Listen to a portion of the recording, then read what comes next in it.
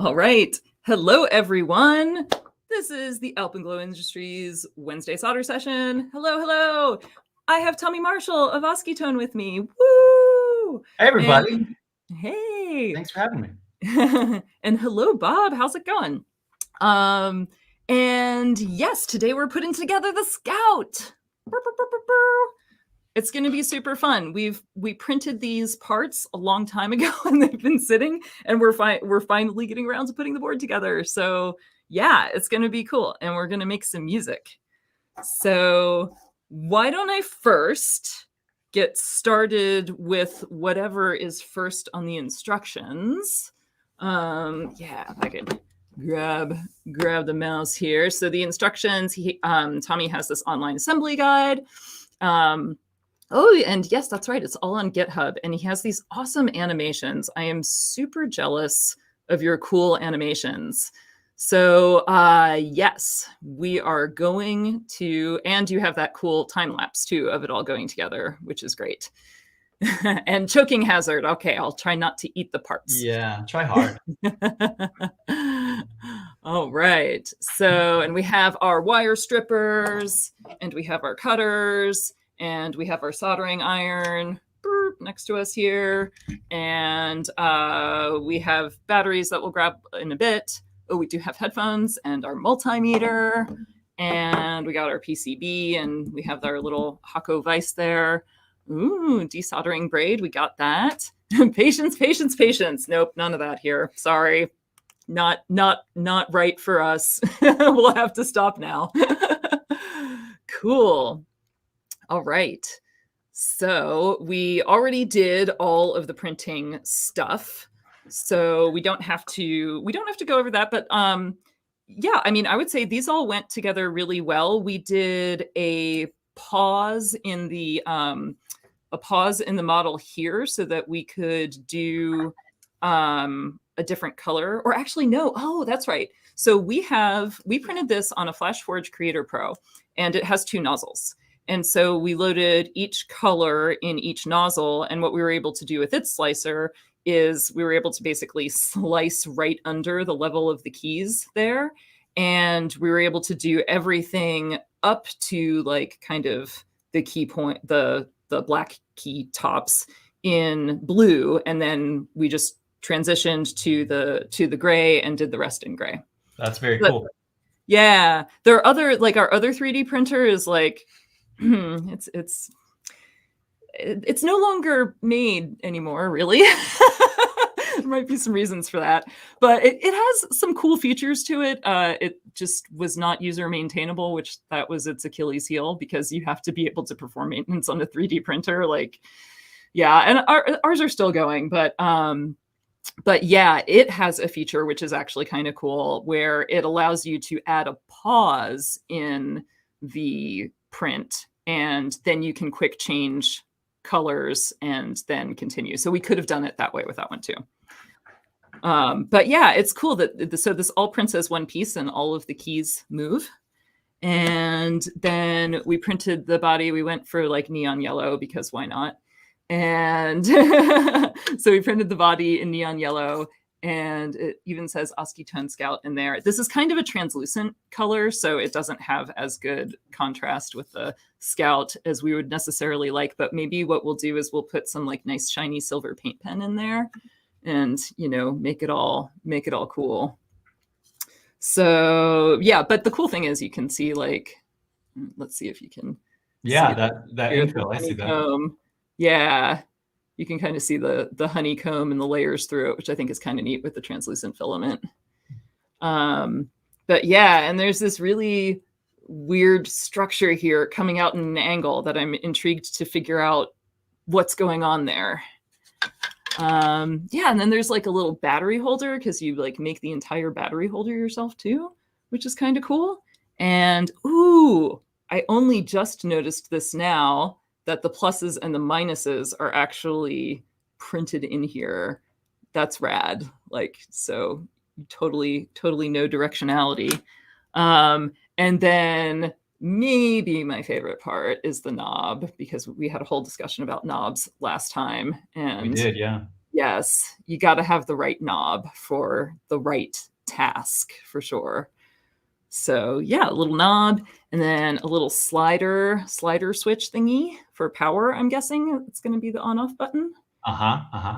Yeah, and I think that's it. I hope that's it. That seems right to me. Everything I see looks good, especially those stickers.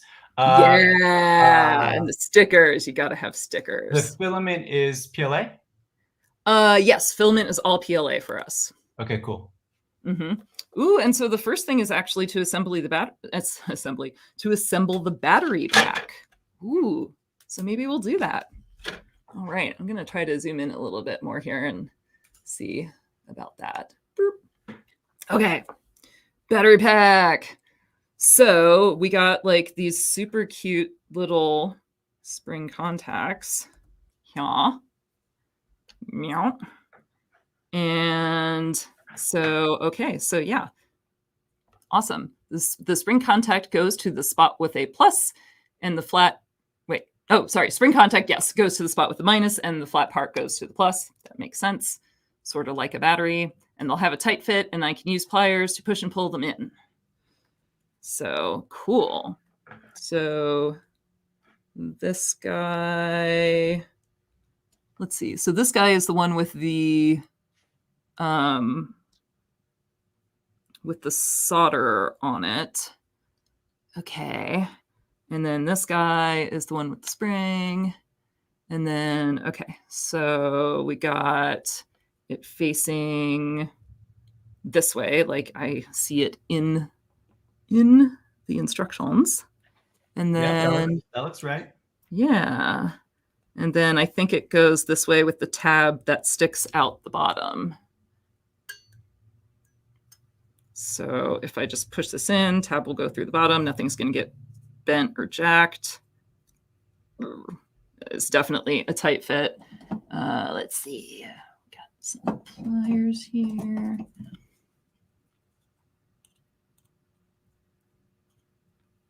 I'm like, I just don't want to break my part. It'll be fine. Maybe you could turn it upside down and push it against the table. Against a hard table? Yeah. All right. Let's try that. Let's see. I'll zoom out again. Yeah. Yeah, it's hard for printers to maintain. There we go. Maintain tolerances in that direction because that's the direction that your layers are building up in. So, but you'd rather have a tight fit for a battery spring than a loose one and have it flopping around and not making good contact with your battery. Yeah. So I get. I have recurring feedback that my tolerances are a little too tight. It's a problem. Yeah. Well, it's so hard too because every 3D printer has different tolerances too, and it depends upon the slicer. And yeah, you're telling me. Yeah. Yeah. So I feel you. Making something that is like just perfect for every 3D printer out there, I think that's kind of an impossible task. So I'm going to do the same thing with the other one and just like push it down on the thing. Yeah, there's this thing where if something is kind of rattly or loose, it feels cheap. So I err towards being too tight and being like slightly too sturdy. Because if it wiggles or like if you pick something up and it rattles, it just doesn't feel good. Yeah. Yeah, I totally agree. Okay, cool. Oh, nice. Hello, Tom. Watching with his granddaughter, and she finished one of the TechnoChic projects with the light up rainbow unicorn headband. Awesome. Young solderers and tinkerers, we love it. Totally love it. Okay. So yes, tab contacts have a tight fit. Insert dual contacts. Springs go to minus, buttons go to plus. And it looks like the wire kind of goes underneath. I'm thinking. There's like a little triangular tab in the middle. And I'm guessing that the wire kind of gets caught under that tab maybe? Or, Let's see. No, I see. It just slides in again. Oh, but I think it does go under that tab.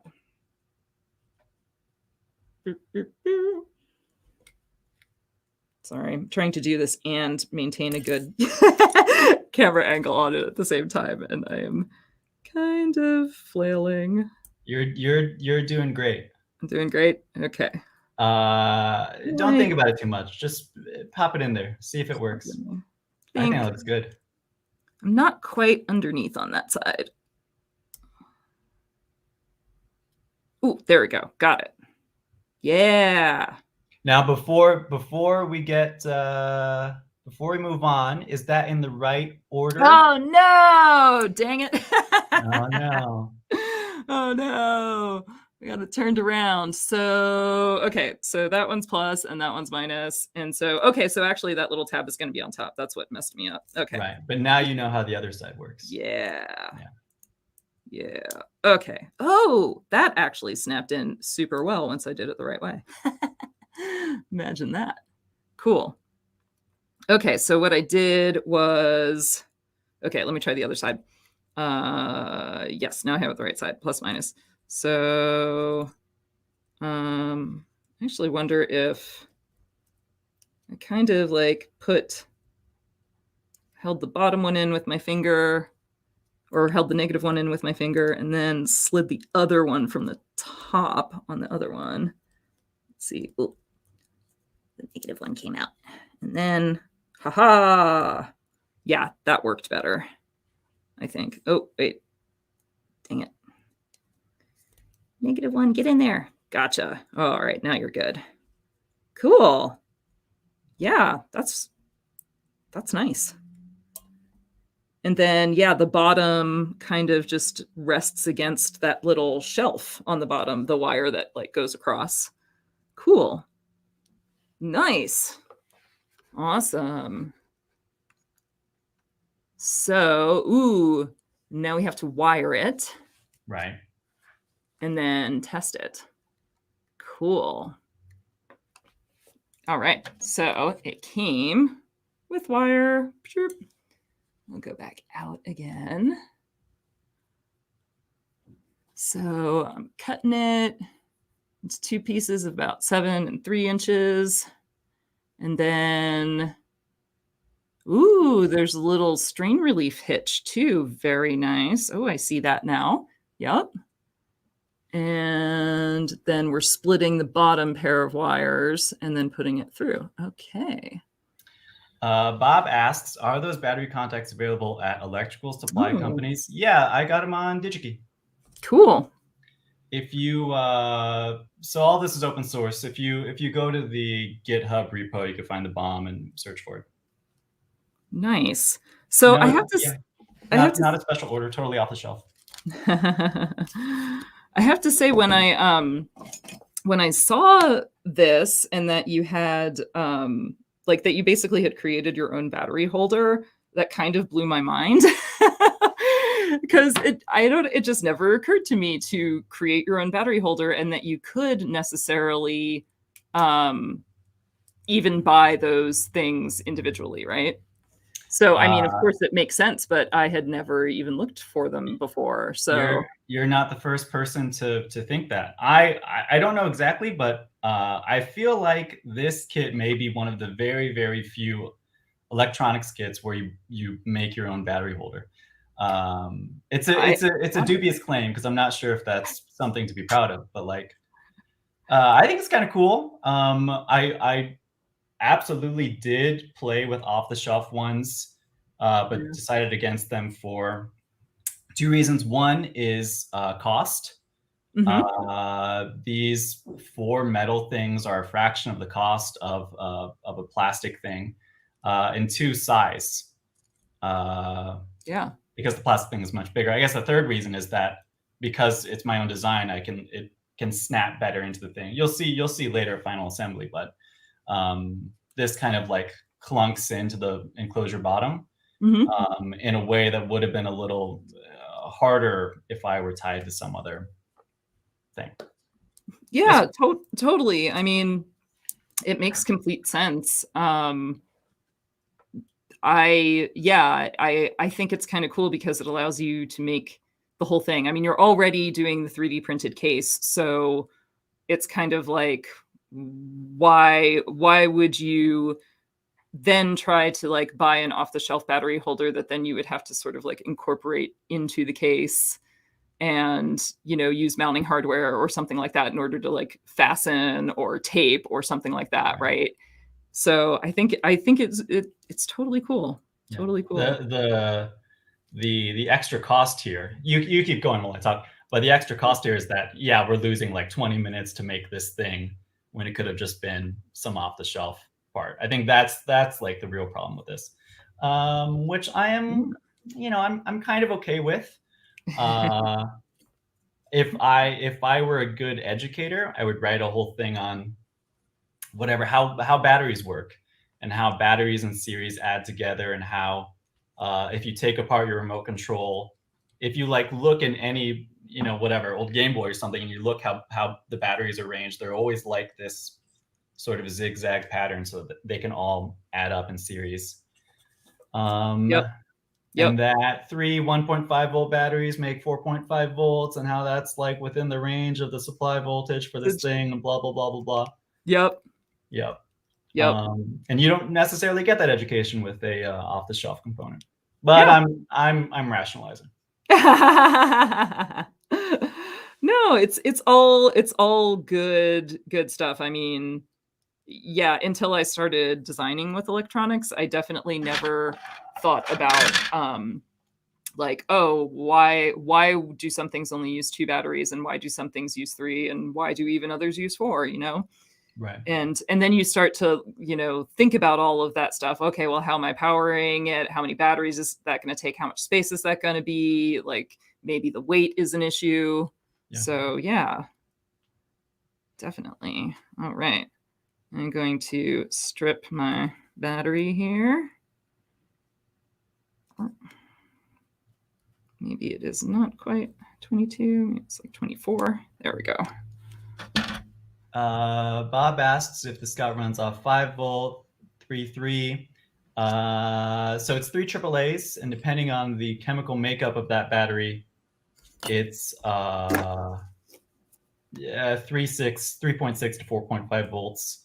The microcontroller that uses the ATmega 328, and its supply voltage is 3 to something.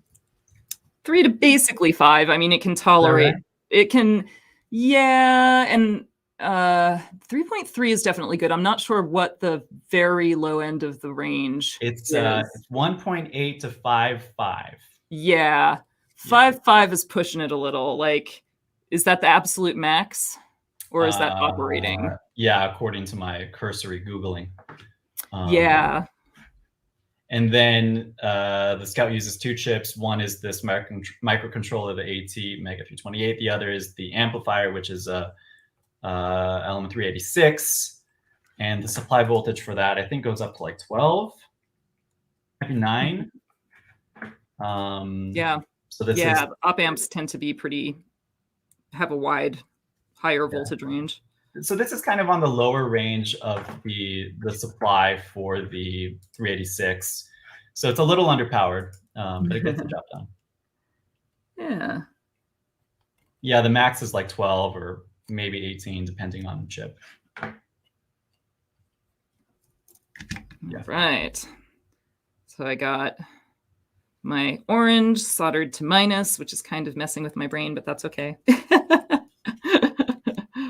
And then, let's see, and then the yellow is going to be soldered to the positive. Awesome. And so it just makes like a tiny little loop. Yeah. Oh, is that a... No, okay, I see it. And so I'm probably gonna... I might try to make that a tiny bit longer just so it's easier to solder. Let's see. There. Strip. So like maybe there.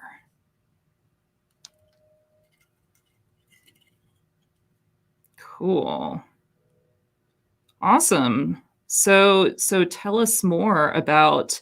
So last time you were like, yeah, I made the Scout because I was kind of, you know, I still wanted to do fun music stuff. I wanted it to be hackable. I wanted to play around with programming and Arduinos, and Yeah. not be stuck as that 555 timer guy, not be pigeonholed in your musical synth career here. Right.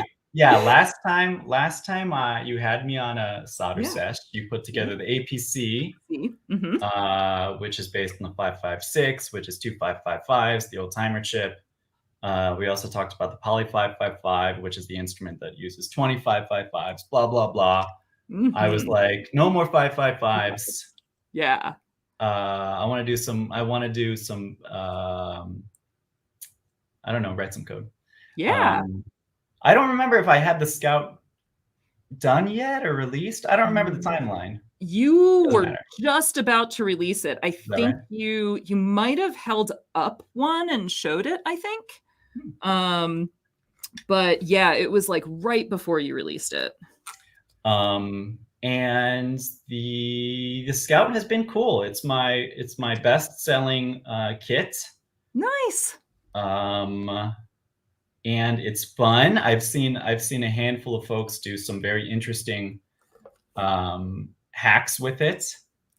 Yeah, it seems like I keep seeing on Twitter like some people that are doing that make different noises, and yeah. So what are some of like the coolest things that people have done with it, or like the most surprising things? The least surprising things are the things that I encouraged. Like I've had folks change the octave and glide and stuff, which I hoped would happen. One of the first things somebody. So real quickly, the way that this keyboard works is it's a matrix. So there are 20 keys. And instead of using 20 pins in the controller, it uses 9. And the way that it does that is that it makes a matrix of these things, 4 rows and 5 columns or something, or maybe vice versa. And in so doing, it can use 9 pins. This is a total tangent, but the point of the story is that it's wired up like kind of like a keyboard, but it doesn't have.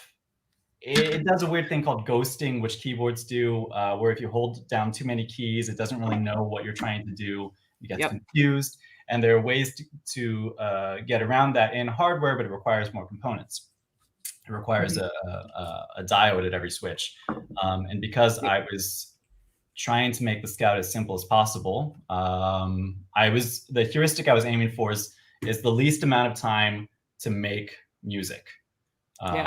Right, time to noise, and so I left that out.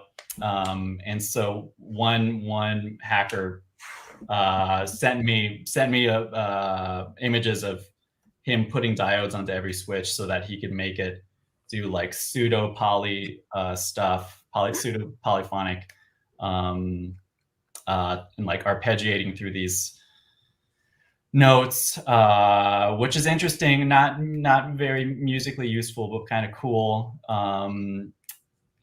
Jason brings up that that Todd Kurt put Mozzi on it, Mozzi, M-O-Z-Z-I. Yeah, he did that. That is very cool. Mozzi is an Arduino library for audio synthesis. There's some hardware hacking that you have to do on the Scout because you got to swap pins. But it's totally doable.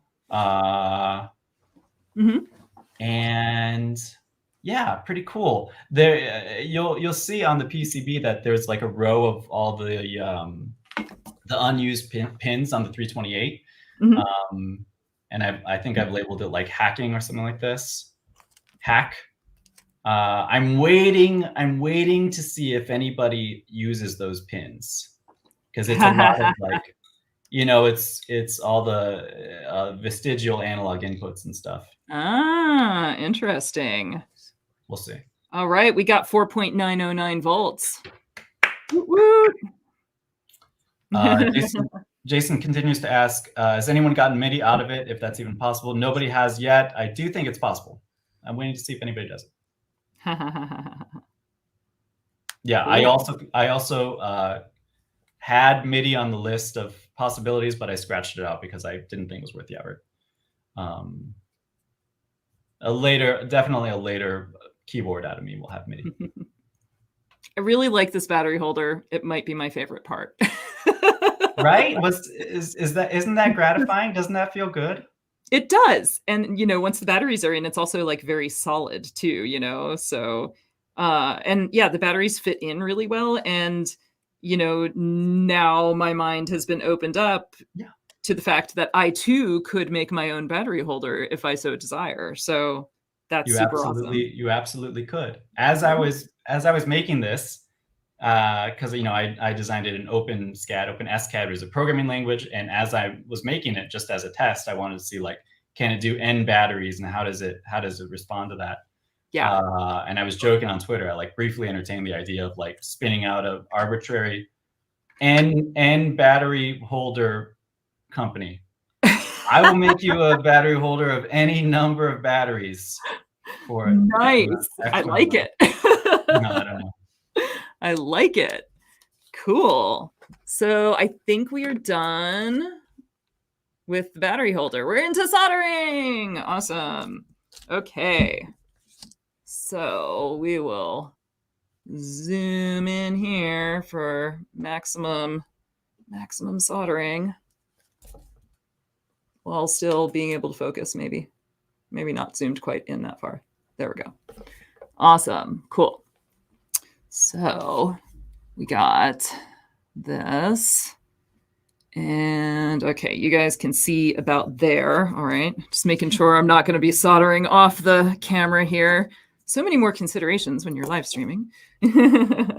Cool. So you have us starting with probably the hardest part to solder in the kit, I would say, which is the RGB LED. And the reason why I say it's probably the hardest part to solder in the kit is because it is the most fine-pitched part. Yeah. But you've done a little bit here to help us with that by kind of skewing the different, the battery, it's right under the alpenglow. There we go. So there we go. It's this LED right here. And so you've skewed the pads for it a little bit so that it's not quite, so they're not quite so close together, squished up, easy to bridge. And I appreciate that. Yeah. And so of course, LEDs are directional. And so it's interesting. The one, I actually don't know what the convention is with these LEDs in terms of marking the pad. I would have probably marked the longest leg instead of marking like one at either end. But I don't know if that is weird or not. Because the longest leg is usually the common one. So it's sort of mostly equivalent to the one that's marked, I guess, in just a 2-leg LED. It depends upon if it's common anode or common cathode in terms of like which one is marked. Right. But you did, I see, put like a little line to it. So I'm guessing that the line is actually is actually the longest one. And I'm actually verifying that right now online on your instructions. Yeah, the instructions say the LED is 4 pins for three different colors plus ground. The longest one is to ground and it goes to the hole that has a line coming out of it. Yeah. As long as it's clear, that's the main thing. So now I'm just like kind of skewing them. Aha, getting them all lined up and in there. And let's see, it's vertically close to the, okay. So yeah, I was curious about how far it should go in because, maybe it has to stick out of something or be seen or whatever. So get the LED vertically as close to the PCB as reasonable. It doesn't have to be flat, but it does need to be straight up and down, no leaning. All right. We will try to make you not lean. And like, I pushed it down as far as it would like reasonably go, and I have like about that much of a gap. That looks about right. Yeah, because of the flayed pins, it can't be perfect. Exactly. Cool. All right. So now I'm going to solder it. Woohoo. And I'm using lead-free solder. because we've transitioned to that completely here. And yeah, I will have to say that this is soldering together way easier than it would have been if all of them had been in a row. So thank you for doing this. And I kind of just approach either from the back or the front, just kind of depending upon where the other pins are and what's not in the way. So here we go. Bada bing. Extra solder piece there. And where's my clippers? I'll clip these guys off. And I always keep a hold of the things that I'm clipping off so that they don't shoot across the room and Smart. get in somebody's eye. And yeah, it still looks pretty. Oh, it's a little leaned, but that's okay. I can bend that. There we go. It looks reasonably straight to me. Hopefully. Yeah, it looks good to me. Cool. It looks good from that direction too. Bob. I'm not sure. They are the slanting visual output pins available for MIDI. There's more MIDI questions. Do those make sense? Can you answer those, Tom? I could if I researched it. I can't offhand. I explicitly put MIDI out of scope. So I do think it's possible, but yeah. I don't care. If somebody does it, cool. Yeah, I do think it's possible. Cool. Awesome. So now I'm going to solder the slider, toggle switch SW1 and resistor R1. Ooh, 220, red, brown. Because my eyes suck and I hate color codes, and Tom is going to give me shit about this if he's still watching, because he always gives me shit about the color codes. I always check it with a multimeter. So that's what I'm doing. And this is, in fact, the 220 ohm resistor. Yay. Cool. All right. So R1. Let's find R1 on here. Oh, there it is, right under the LED. Excellent. Cool. So got R1 right in there.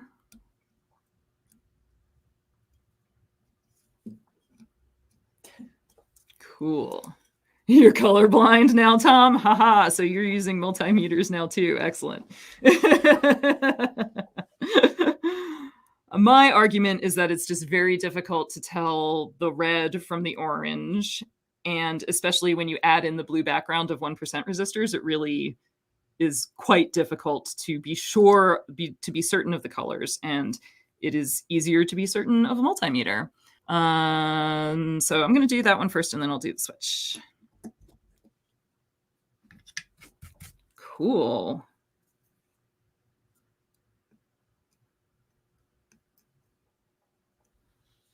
Awesome. There we go. Cutting that off. So it sounds like your favorite product, maybe of everything that you've made so far, is the Scout. Yeah, I think so. There's recency bias, so the last thing's always your favorite. Always. It's hard to pick between your children.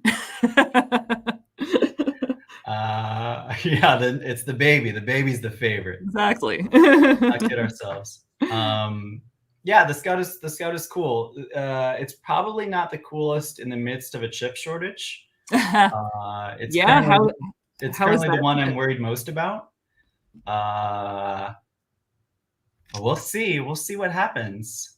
How has that been to navigate for you? And did you have to change anything about the design before you started shipping them because of that? Or since you've started shipping? Yeah. I was saved by one, that the 328 is relatively old. Yep. and 2, that it's in the DIP package, which is not as sought after as service mount. There are actually like some memes of folks, of engineers prying off DIP things and like pushing out their legs and converting them, making them be surface mount. Yeah. Yeah, I think as a joke. I hope it's a joke. Might not be. might not be. And that kept me safe for a little while. I think. I mean, we'll see. Knock on wood, but I may have exhausted the supply of this chip. Oh no! Keep me in your thoughts. I will. If anybody has extra 328s in DIP packages, contact Tommy. It has to be in good condition, though, stored properly. There we go. Name your price. I'm okay for a little while, but what I have, I will definitely run out of. Nice. All right. So now I'm going to wire the battery pack. I took the batteries out for the wiring part. Yeah. And I love the strain relief holes. So good. So good. So I'm looking at the instructions now to see like which way to thread them and to solder them and everything. And looks like this is the proper way. Of course, I now have to make sure that I have plus and minus correct. And I have to remember that orange is my minus and yellow is my plus. Right. I am going to quickly tin these first, though, because I like tinning things that I then solder through boards, as long as it's not too much of a squeeze job to fit them in there. And this doesn't seem to be. Yeah. A trick that I like is as I pull off the plastic, I twist it a little bit. Twist it together. Yeah, I was trying to do that with this. This is like, we kind of have a new set of wire cutters here, and they are not as nice as the previous ones I've bought of the same kind. And so it doesn't have, I was finding that I was, in order to do that, you need a good cut when you just first squeeze them. And these particular ones were not cutting, they were not like fully cutting them. Like I was having trouble just like pulling the little bit off to strip. So I would have done that with a nicer pair of strippers, because I like doing that. I like doing that too.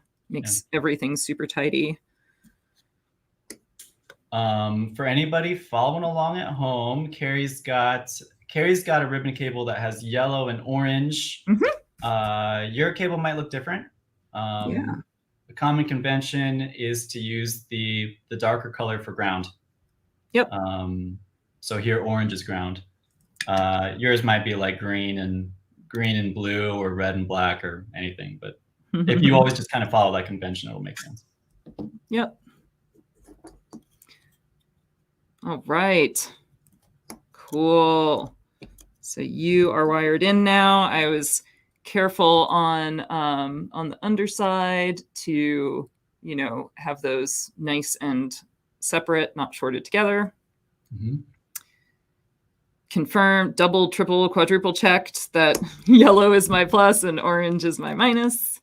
And so now I should be able to test out the LED and put the battery in. So let's see.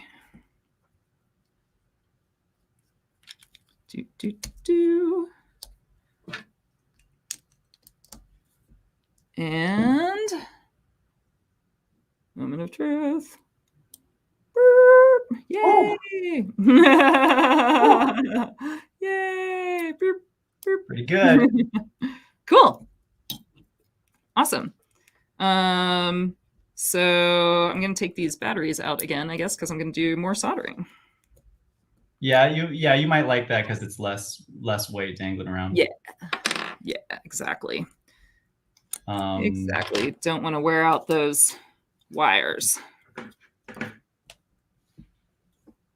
And so at each step, in the instructions for folks following along at home, each step has a little like test at the end. So after Carrie did the battery holder, she confirmed it has the expected output voltage. Here, this is just like can we get that power onto the board and lighting up an LED, which we could. And so each step of the, I don't know, 8 or so steps has a little test to make sure that it's right before you move on to the next. Nice. And so next is microcontroller, right? Yes, next is microcontroller, but I know that you have to leave in not too long. So I'm going to continue soldering, but I wanted to say, is there anything else that you would like to say about the Scout or about upcoming projects or whatever? And for anybody watching, is there anything that you want to ask Tommy? Because yeah, put it in the comments now so that we can be sure to get to it. Yeah, well, I'll stick around till 6 or so. Okay, cool. But yeah, thank you for that. Yeah, no problem. Time awareness. I'll try. Thank you. I'm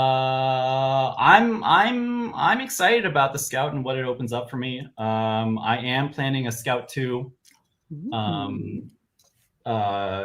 Tentatively featured to have more keys and polyphony. So it'll add the diodes that we talked about previously. Nice. If anybody's interested in that, I can, I don't know, share stuff with you. I usually don't, all my stuff is open source, but I don't necessarily share the progress because I don't like a lot of peanut gallery comments. I like to wait until I like to wait until I can ship it and then I push. But if anybody's very interested in that, I'm happy to share. I'm interested. And what else can I say? 2021 was a nice year for Oskitone. Cool. 2022, I'm hoping we'll continue that trajectory. So I've got some plans. Nice. And they probably, again, with the chip shortage, they probably won't be as smart. You know what I mean? Like, yeah, it'll probably be stuff closer to the APC, less musical, more noisy, less musical utility, more, I don't know, noise toy. You know, for people like Robin and myself who don't really have any musical talent or training, noise machines are super great. Okay, cool. Yeah, we can't do anything wrong with them. So yeah. it's kind of nice. We automatically feel like virtuosos from the moment that we Really? Okay, good. So yeah. Cool. Awesome. So I'm soldering the capacitors. I am being careful because these are electrolytics and they are directional. So I want to make sure that the plus is to the plus and the minus is to the minus. The capacitors themselves have the negative side marked there with the minus and the stripe. And on the board, you can see that Tommy has marked the negative side as white as well to correspond with the negative. And there's a tiny little plus by the plus side. So, you know, you can like double check, make sure you're all good.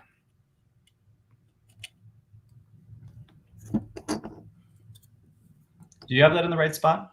Oh, wait. Oh, I was doing C5 because I was going on.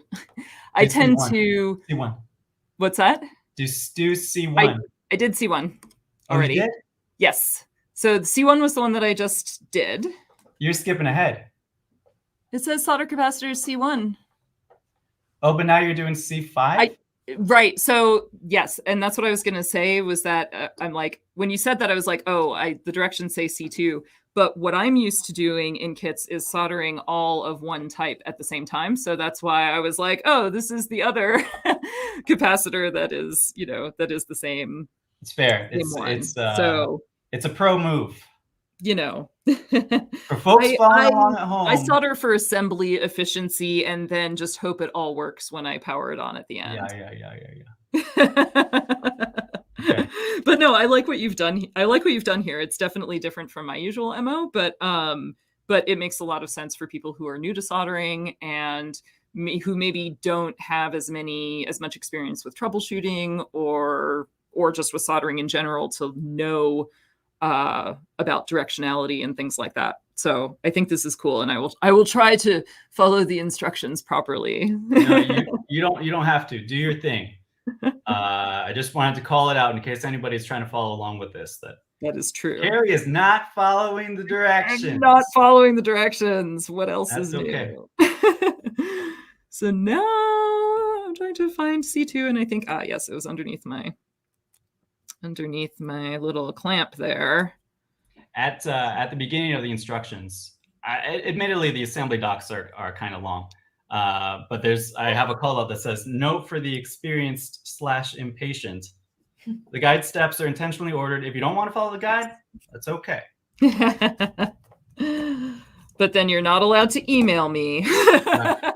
Yeah, I got an email. Somebody sent me a picture of the full soldered board. Oh gosh. And they said, it's not working. It's not working. Yeah. What's wrong? And I said, did you follow the guide? At which step did it not work? Because there are a lot of places for it to fail. Yeah. Where and when. Yeah. And then they kind of ghosted me. So I want to make this as accessible as possible. Yeah. And part of that is being kind of pedantic about order. Yeah. No, and that is okay. Totally. That is definitely okay. Now I'm looking for, there we go. So this cool looking component right here is a crystal.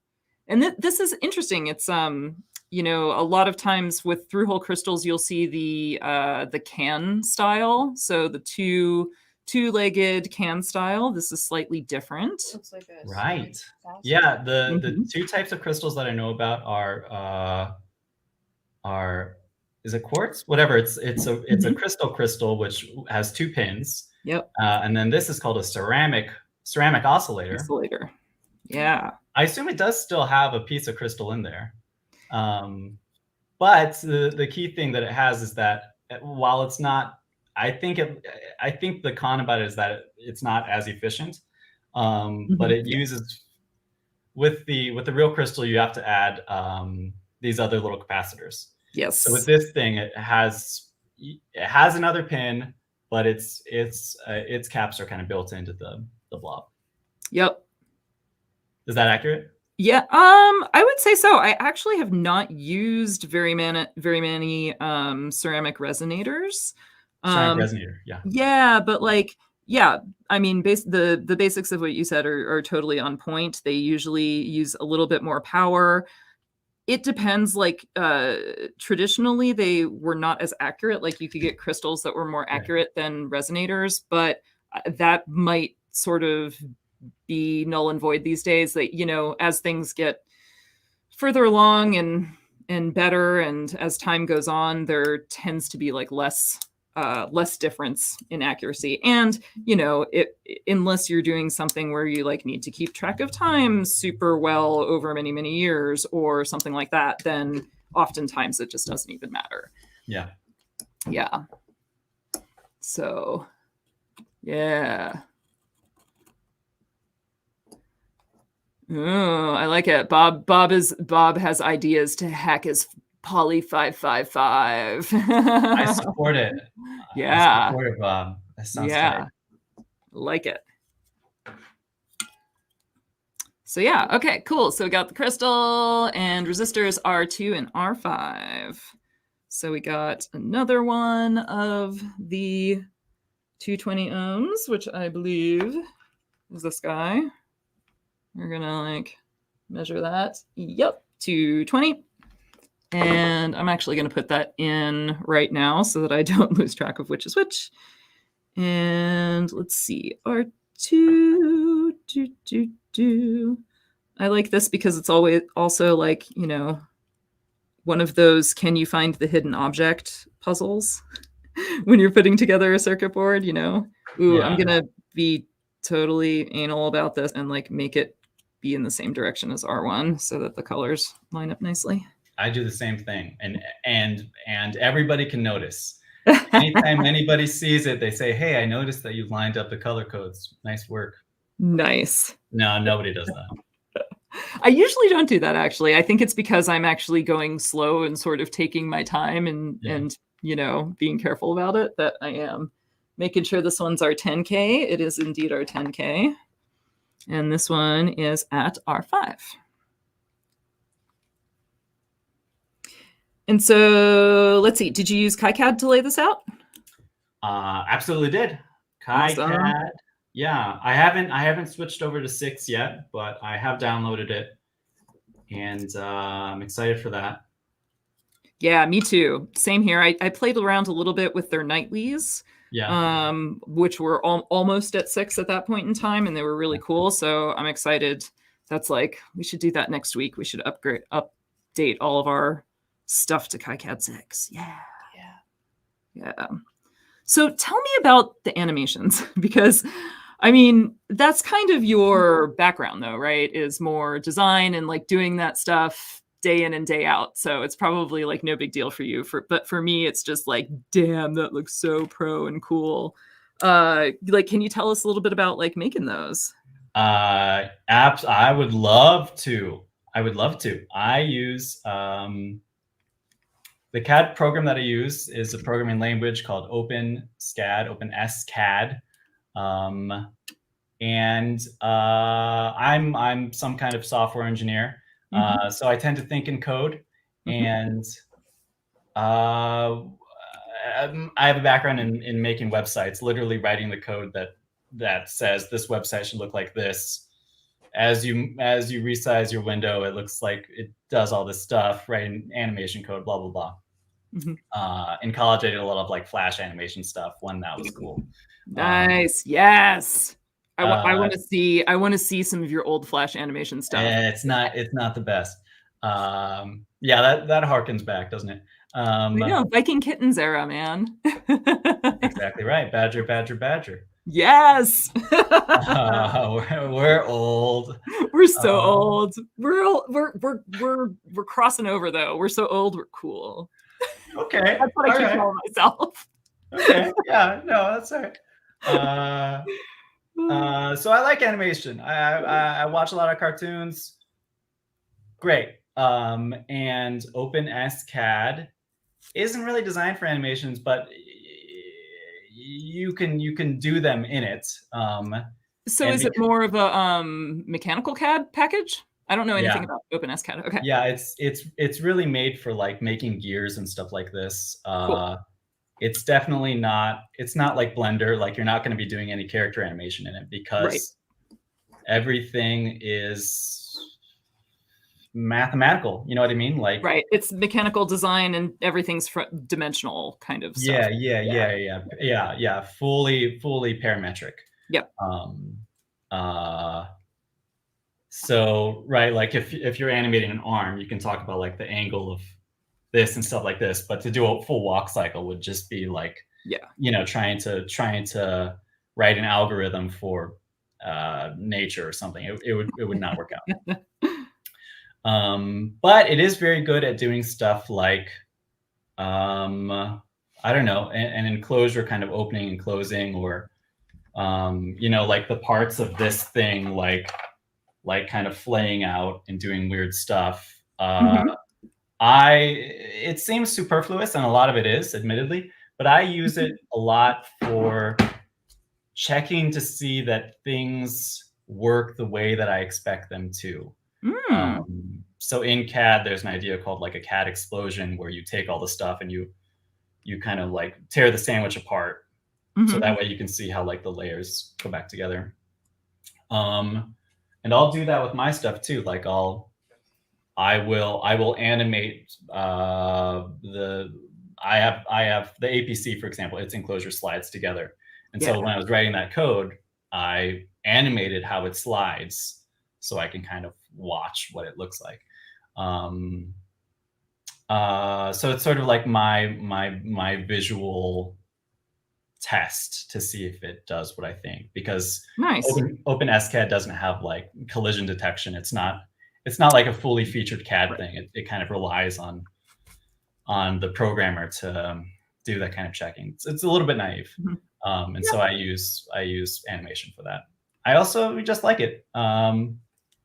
I'm not sure if it's a good marketing ploy. I'm not sure if people have found me through my animations and then bought my products. But I really enjoy it. Well, I think that they definitely add like a level of professionality. Is that professionalism? Is professionality a word? Professionalism, I think, is a word. You know, to the product. Like it looks cool. Yeah. It looks good. Oh, and I was going to say, because OpenSCAD is a programming language, it's very easy to, when you're animating, you know, if you ever draw a flip book, you're basically drawing like 100 things, right? Yep. And with code, you could just write a little script that's like, okay, here are the values that I want it to be, or like I want a range between 0 and 100, or it's going to loop, or 0 to 360, and then it does this thing. Nice. And it's very easy and gratifying to like suddenly spit out hundreds of images and then have a little script that like pumps out a GIF and an MP4 and this kind of stuff. That's super cool. Yeah, that's interesting that you do it all in code and that there's no, I don't know, like video or flight paths or those kind of things, right? It's just all mechanical model manipulation, like rotate it 30 degrees, zoom out, zoom in, explode apart in these directions kind of commands. Because like from my background and my perspective, I can relate to that more. I relate to that kind of like you have this object and you're manipulating it in your hand. Right. That kind of CAD makes more sense for my brain than the like you are the camera and you're going around the thing. You're moving in this path around the thing. I know what you're talking about. Yep, totally. Yeah. Interesting. Cool. Hi, I came to learn how to solder and then burn my fingers. Perfect. You're in the right place. Excellent. You're in the right spot. Cool. So, all right. So I got the socket in. Yeah, I verified that's flat and everything. And now I can carefully insert the microprocessor. Woo! All right. Making sure the U notch is toward the U notch that way. And I don't know if we're going to have to bend. We're going to have to bend. This one looks pretty good. You shouldn't have to. Okay. I try to straighten them before I ship. Wow, that is service. You're definitely making the rest of us look bad with that. Well, I don't want people to break it and then. Well, especially because these are like, you know, unobtainium parts these days. It's hard to. Oh, hey, that reminds me. So when I programmed these myself, and this, here's the thing I could share. This is the programmer board that I made. Oh, I love it. Look at that. This is a zip socket. And so I straighten the leads and then I plunk it in there and I go clunk. And then I use two different programmers. This one does the bootloader stuff, and then this one does the UART programming. And then the bootloader one is at the SparkFun, like, what is it? That sounds right. Yeah. Yeah. We use that one all the time. It's one of my favorites. Yeah. And it's super cheap. It's like $15 or something. Something like that. Yeah. And I do it in two separate steps. One, because I didn't know that when I made this, I didn't realize that I could do it in one step and burn the bootloader and upload the program in one thing. But also it's a good check because later you'll see that there's a UART header which will allow for reprogramming. And so this thing programs it in exactly that way. Yeah. So that's my way of knowing, when I shipped you this thing, it does exactly what I told you it would. Nice. Do you have any like little automated test thing that it goes through before? Well, no, because we're soldering the boards together ourselves, so you don't need that. This. I guess you need it. You maybe need it for the chip because it's pre-programmed. Yeah, this does some of that. It has Cool. You know, this speaker plays a note, and then I press this thing, and I don't do the full keyboard, but I test one of the notes, and it's fine. I test D sharp. Awesome. Cool. Okay, so we're going to test this out now. And basically I should be able to turn it on and the LED will blink a new color, trying to get the switch and the LED in there at the same time if I can. Shoot. Oh, no, I don't have batteries in. One has to insert the batteries first. Okay. Yes. J-Pill, we're going to be doing more soldering in a bit. So Tommy has to leave us in a few, and then I'll do more of the like how to solder, beginning soldering type of. Yeah. This one's I just kind of. JPL, we're putting together the Oskitone Scout. It's a 17 key monophonic. I just totally put this one in the little wrong way. Keyboard that I designed. There we go. And Carrie's putting it together, and it's gonna be fun. And yes, there will be more soldering. And right now, it's some kind of fiddly stuff. Okay. Hey, look at that. Ooh, it's very bright. It's very bright. It's like a little blue thing at the beginning. Blue, bloop, bloop, bloop. Cool. Yeah. Yeah. It blinks a new different color a couple times. Yeah. It doesn't seem like much, and it's a totally unnecessary thing. But it does let you know that the microcontroller is working. Yep, totally. And I appreciate that. JPill asks if it's 3D printed. Yep, 3D printed. Arduino compatible, fully open source. All of the Arduino code and the KiCad project files and the code that makes the 3D printing models is all on GitHub, and the 3D models themselves are on Thingiverse and Prusa printers, I think. Yeah, it's fun. If you're into electronics and you're into 3D printing and you're into music, then it's a nice Venn diagram of all those three things.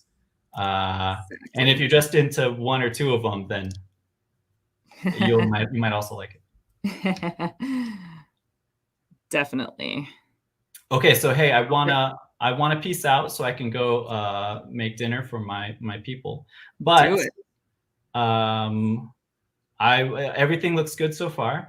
And when you get to the end, so the parts that when I've watched people do this, the parts that have messed people up is they get to the very end and they try to rush the final assembly. So just take your time. And I added more pictures there based on some feedback that I got. So take your time and look at the pictures. And I think you're well on your way. And what else can I say? If it doesn't, the good thing about having online assembly instructions is that if and when things don't work right for people, you tell me, and then I make the instructions better. Exactly. So if that happens to you, then let me know. Anybody following along at home, if that happens to you, please let me know. And look, this is a living document. It's going to be great. Well, and the more people that do it, the more unexpected things they do, and like the better you can like address all of those things. Yeah. It's you know this well. It's interesting making things that other people can make. Yes. It's weird. It's a weird little Pandora's box of stuff. Yes. Cool. Well, thank you so much for coming on and chatting with us. It was awesome. And yeah, we'll definitely make some music by the end of the night, and I'll tweet about it. All right. Thank you for having me, Carrie. Bye. Bye, everybody. Bye, Up and Glow. Bye. Cool. All right. I am going to, I think, make myself small now and that big so that we can see better. Woo! Cool. Awesome. Ordering your kit now, Jason. Great. So, all right. Yeah. So now we have done, okay, we are now about to solder. Oh, wait, no, we did that. Like, just like it does on Boot. Solder. Oh no, switch 2. Okay. Getting my bearings again. So let's see. Switch 2. Oh, I got it. Yeah, that's one of the keyboard switches now. Get it. So switch 2 is this guy. So we have like a whole little baggie of these guys. And will Tommy rap with that? I do not know. All right. So these guys are kind of cool because these switches, you can see that the legs are bent a little bit. And what that means is that they kind of snap into the circuit board. You do have to make sure that both sides are like that both sides are snapped. It is possible to maybe only snap one side and get them a little bit at an angle. But if you just kind of, push straight down on it, actuate the button a little bit, make sure it's all good. Nice part about that is that when you turn it upside down like this to solder them in, they don't fall out. So that's cool. Now, in terms of soldering, I'm going to hold this at a little different spot on the other side of the wires there, just so the holder wouldn't interfere with my soldering iron there. Okay. So soldering this, basically the thing to remember about soldering is that you want to touch the pad with both the iron and the solder. So solder will always flow to the spot that is the hottest, basically, the hottest and the cleanest.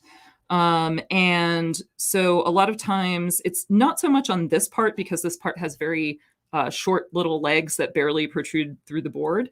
So it's very easy to get both the leg and the pad with your soldering iron at the same time.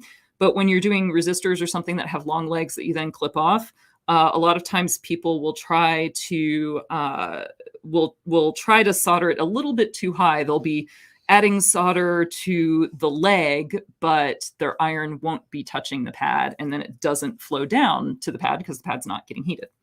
So basically, we touch the iron to the pad and the solder at pretty much the same time.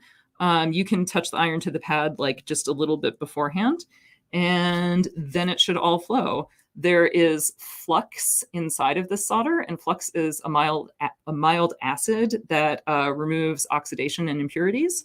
So that also is an essential part that assists our soldering. So basically, I'm just going to touch iron to pad there and feed in the solder with this hand. And I will do that many, many more times.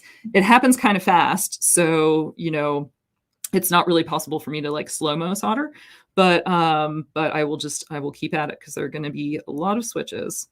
So I'm just, keeping my iron on the pad. Oh, and the other thing that's important is to have a clean iron tip to begin with. So you can see here, if I kind of get it at the right angle, maybe. We're soldering in a little bit of low light to keep glare off of the board. So I'm sorry that the iron is not as visible here. But basically, you don't want like a big ball of old solder to be sitting on your iron. So you just want to wipe it off beforehand and make sure your iron is nice and clean, and then touch it to the pad and the leg and feed in solder. Don't worry too much about the amount of solder when you first start. You will probably use too much solder. I am using too much solder on these. The ideal solder joint is this perfect cone with these little concave sides. But really what you want is enough solder to make a good electrical connection when you're first starting, or when you're just, doing something by hand for fun for yourself. So the important part is like, you don't want so much solder that it like bridges over to blobs and bridges over to the thing next to it. But, having more of like, a blob on your lead is fine. Cool. Oh no. So you know how I said about like getting it flat? Mine's not flat.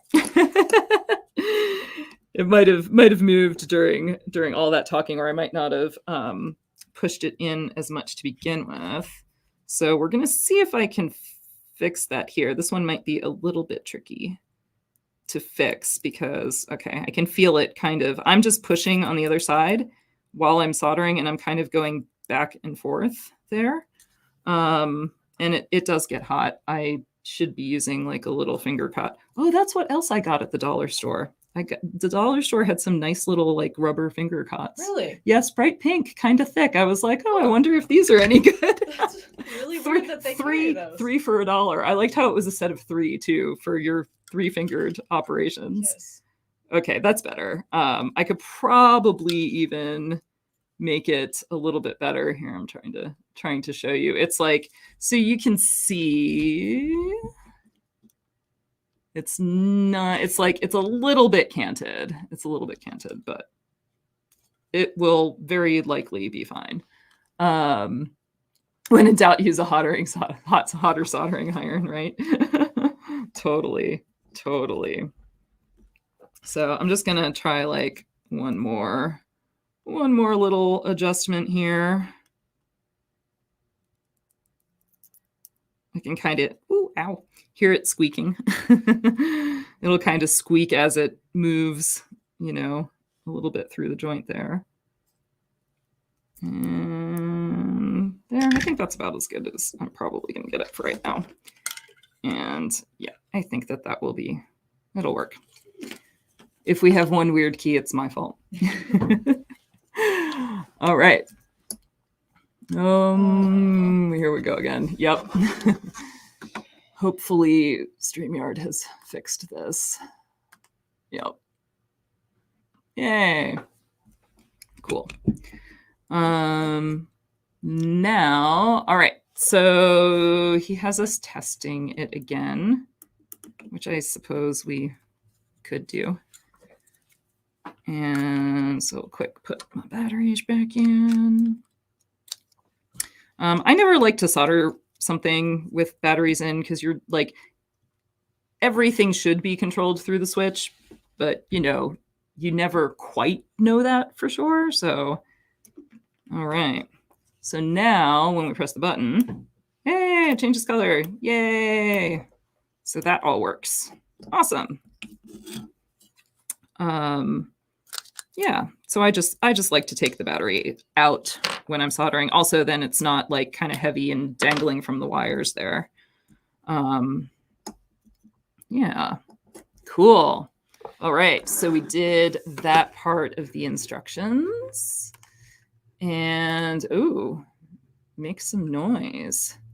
So he has us doing the potentiometer and the headphone jack next. So let's see, we have the potentiometer. That's this guy. It's, basically like a little rotary potentiometer. And when you put a knob on top, it's a knob. And then that one goes in here. And again, this has like kind of snap in sort of things. And this one, my leg got a little bit jacked. So I'm just going to take some pliers here and straighten it out a little bit. And let's see. In there. I'm just going to bend these so that they line up just a little bit better.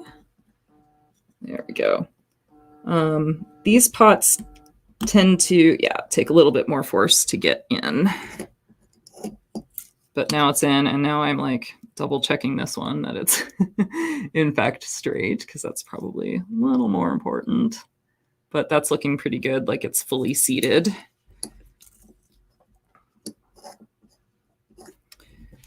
And there we go. I'm going to solder in these bigger ones first. Hello? Why did you stop focusing camera? There we go. Oop, tangled up in my battery holder here. Hang on a second. Awesome. And there we go. So yeah, like talking about irons, this is one of my favorite irons. It's an old Metcal. It's an SP200. It has not been made for a long time, but you can still get them on eBay because there are crazy people like me that love them and will still buy them. And I like it a lot because it just pumps out a lot of heat. And it's a pretty high wattage iron. I don't know what the specs are off the top of my head, but I would say like at least 90, if not like 100 or so. It also has like these interesting tips. They're very, very long. They go into the iron to about there. And the temperature of the iron is actually controlled by the chip. Like the metal changes phase when it starts to overheat or resistance or something like that. And it like basically stops heating and then cools down and then starts heating again as the metal changes again. And so it actually keeps the temperature controlled that way, which is kind of neat. The tips are about $12 each, which, you can now get the tips for $12 each. And there is still like a good supply of tips, like from third parties. They used to be more expensive. Jason says that he suffered for years with an old soldering iron that didn't get hot enough, hated soldering until he bought a new one that was less than $100 that heats up quick and stays hot. Yes. Hey, Liz. Hi. I'm sorry you missed Tommy. He had to go home, or he was home. He had to actually, make some dinner and stuff like that. So, but yeah, it was super cool talking to him about it. And we're still soldering up the Scout kit. So, but yeah, back to Jason's point. Oh man, yeah, a bad soldering iron can totally ruin your day.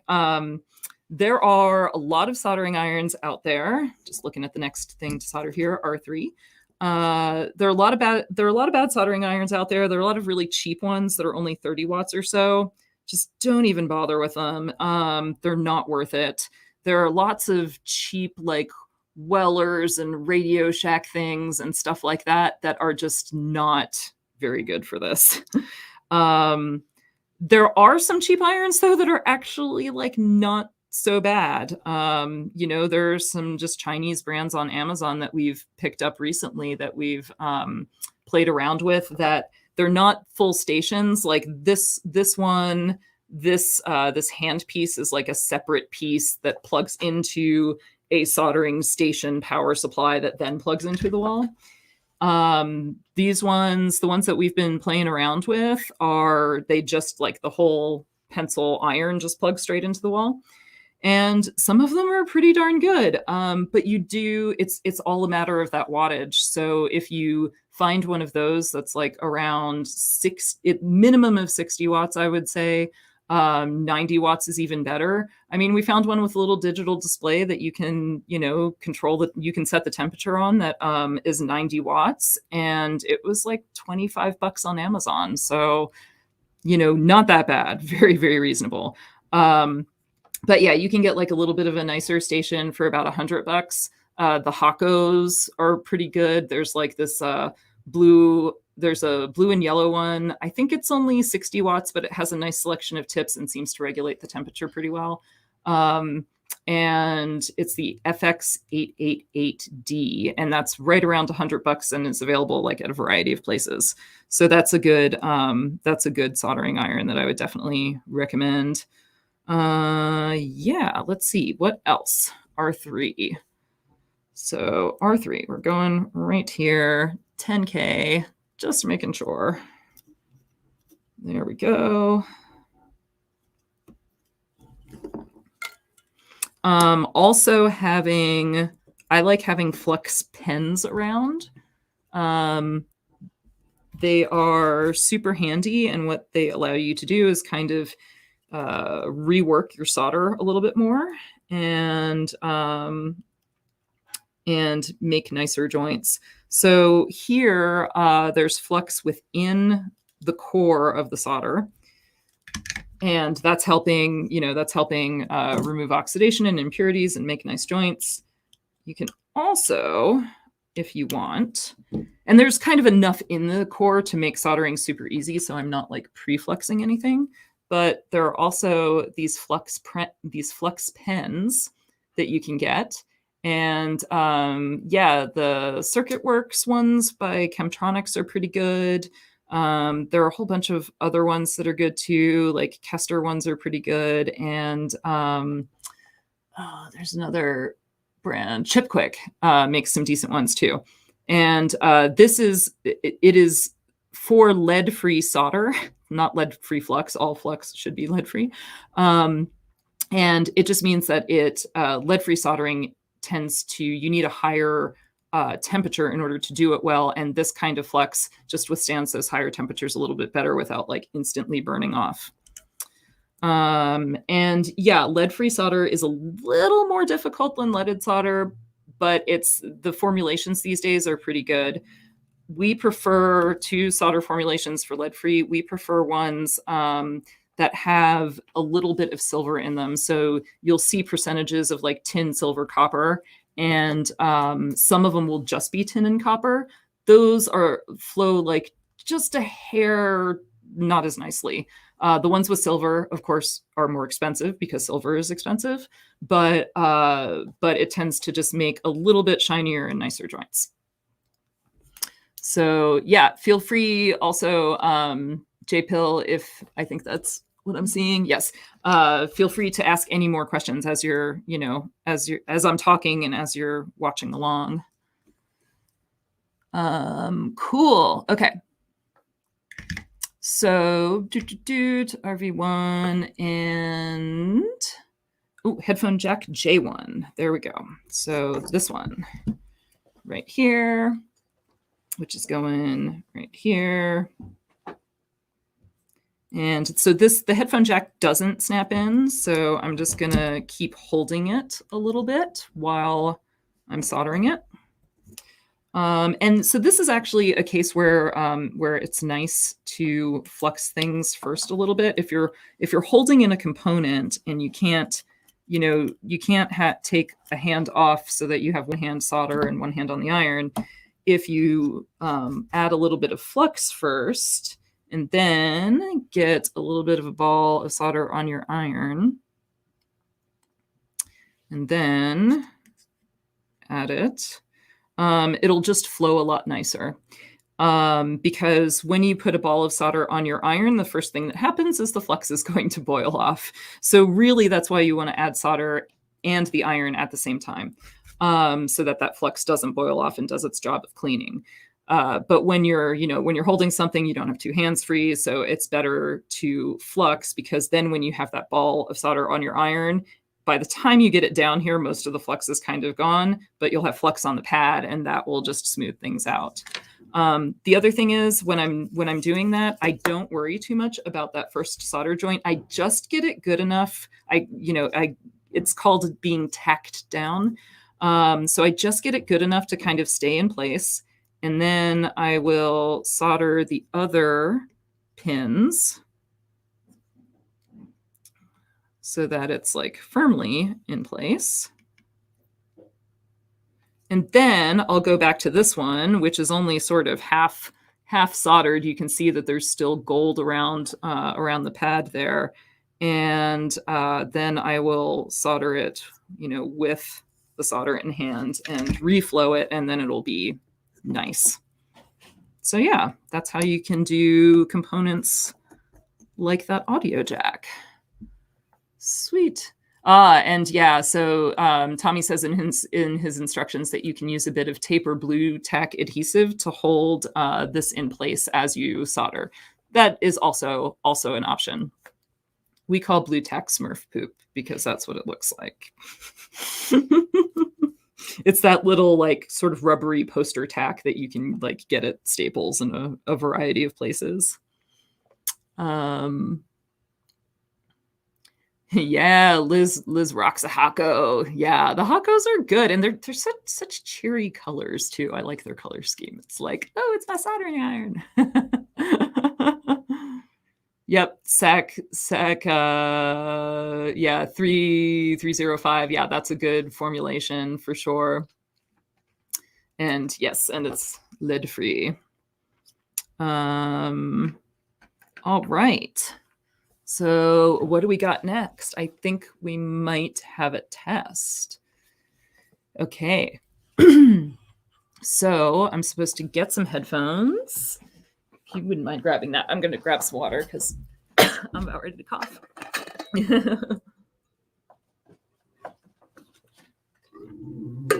been talking a lot on this one. Couple options for headphones. Oh, thank you. Or these ones. That one's the iPhone one. Oh. I know. I need a different bin for the iPhone headphones. They need to be segregated. All right, so we're gonna. I think that's all the way. Oh no, that's all the way. All right. So plugged in our headphones there. I'm going to stick one in, and let's see. Turn up the battery. Yeah. Turn up the volume with the potentiometer. I'm not going to turn it all the way up. I'm going to put it in the middle at first because I've plugged headphones into things that made very loud noises before and regretted that. Awesome. Batteries. Switch on. Pressing switch 2. Ooh, it makes a noise. I'm going to see if this might be horrible, and if so, I'm sorry. I don't know if you could hear that. I just held it up to the mic and pressed the switch, but there is a tone, so yay! Awesome. Cool. Taking the batteries back out. Batteries in, batteries out, batteries in, batteries out.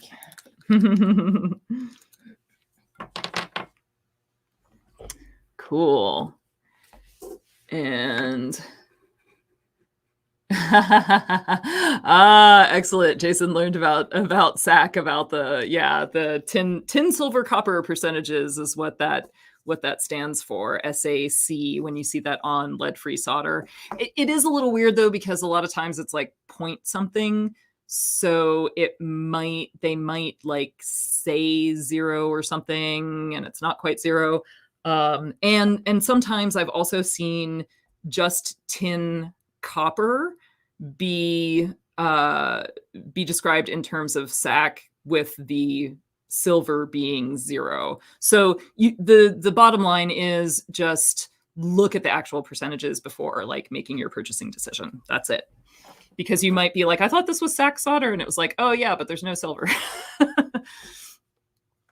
No, it's tin. So SAC is the first letter of each of the periodic table element names for each of those elements. So tin is SN, so that's the S. Silver is AG, and that's the A, and then copper is CU, and that's the C. So that's what SAC stands for. Yes. And I have no idea what the actual like Latin names that those are derived from are. Tin is like stannus or something like that, or stannus and stannic is a word that's used to describe tin. I don't know how silver gets AG. Copper, cuprous or cupric. All right, now we finally get to solder C5 that I was trying to solder earlier. Yay! It's this big one here. Cool.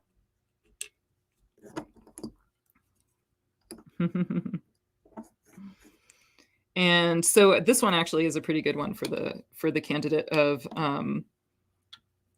using some flux ahead of time and holding it in on the other side. I just do that so they stay nice and flat. You can bend the leads on this one a little bit, but yeah. Oh, thank you. This one. There we go. AG, argentum. That's right, argent. Which is a cool word. There we go.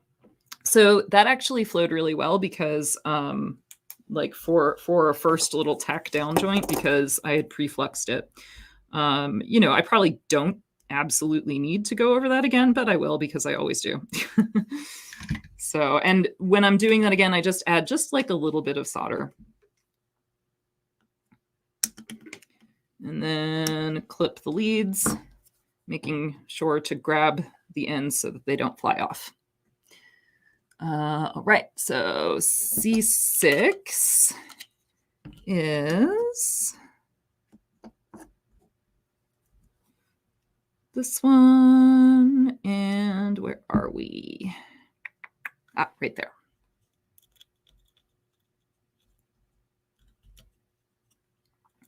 And this one is a little ceramic one, so I am gonna bend the leads because they're really easy to bend. More flexible than the electrolytics. And we are in frame. Yes, yes, excellent. Keep having to check again. Getting better about that. I've come a little bit since we started doing this in August or something. Yeah. Was it August or was it early? I think it was earlier. Yeah. Yeah, because I think you did the first one when I was foot surgery. Oh, yeah, maybe. So I watched from home. You watched from home. Yes, missing the sweet smell of solder fumes, yes. I'm sure, the entire time. It's a very nostalgic smell.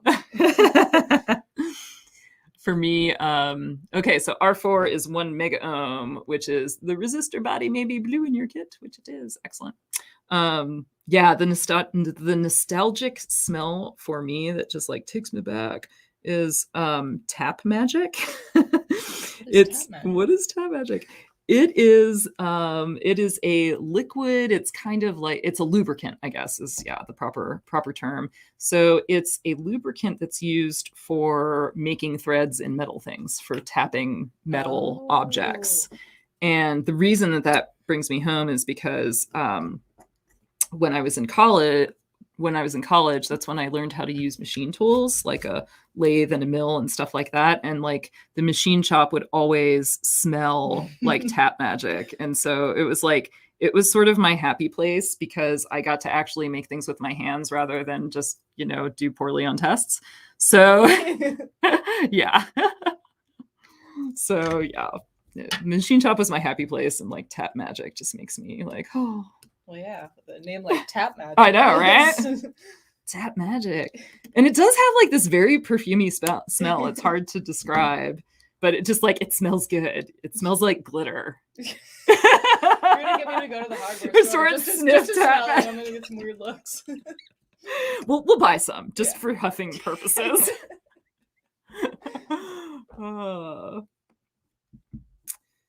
But yes, okay. So we got the resistor, make sure C5's polarity is right. Yep, we got that all good. There's the plus and the minus. And wire speaker to LS1. Oh, speaker. Cool. Okay, so let's see. Thread the remaining ribbon cable through the hole. Okay, I see.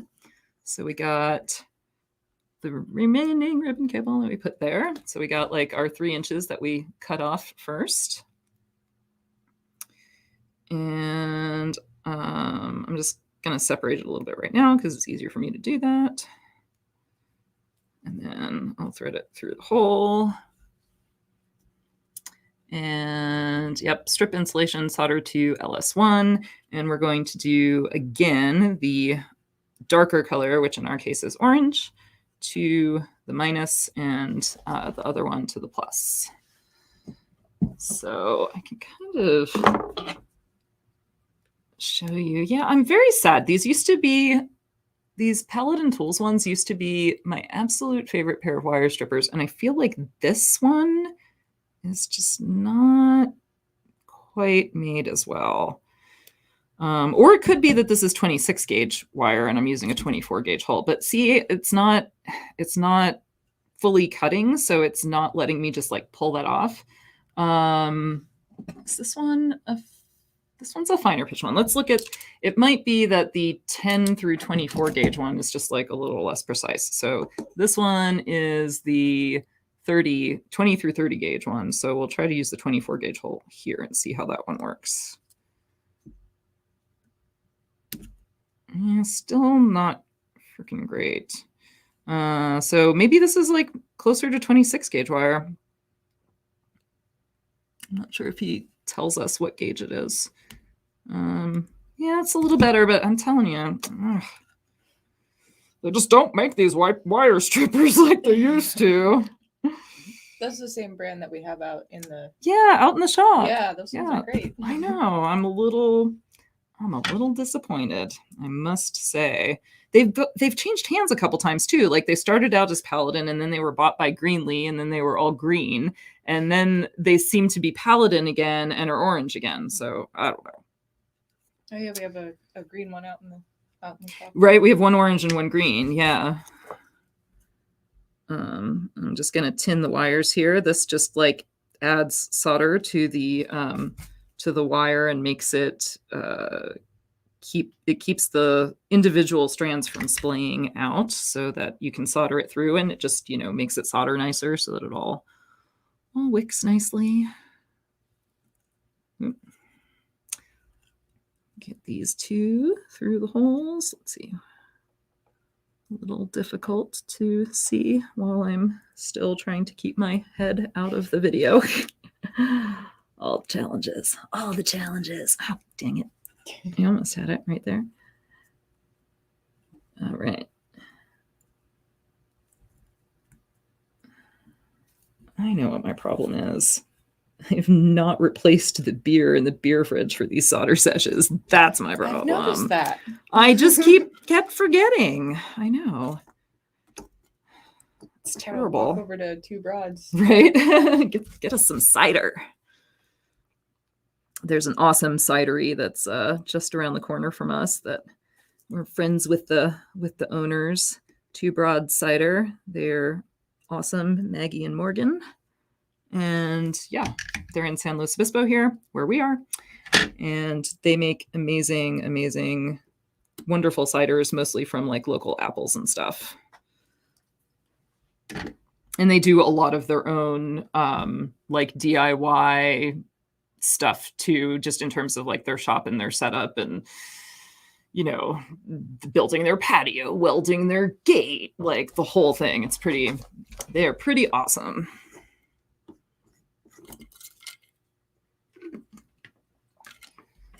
All right. So, okay, we did that. Okay. Strip installation soldered, strip and solder the other ends to the speaker, matching plus and minuses. Yep.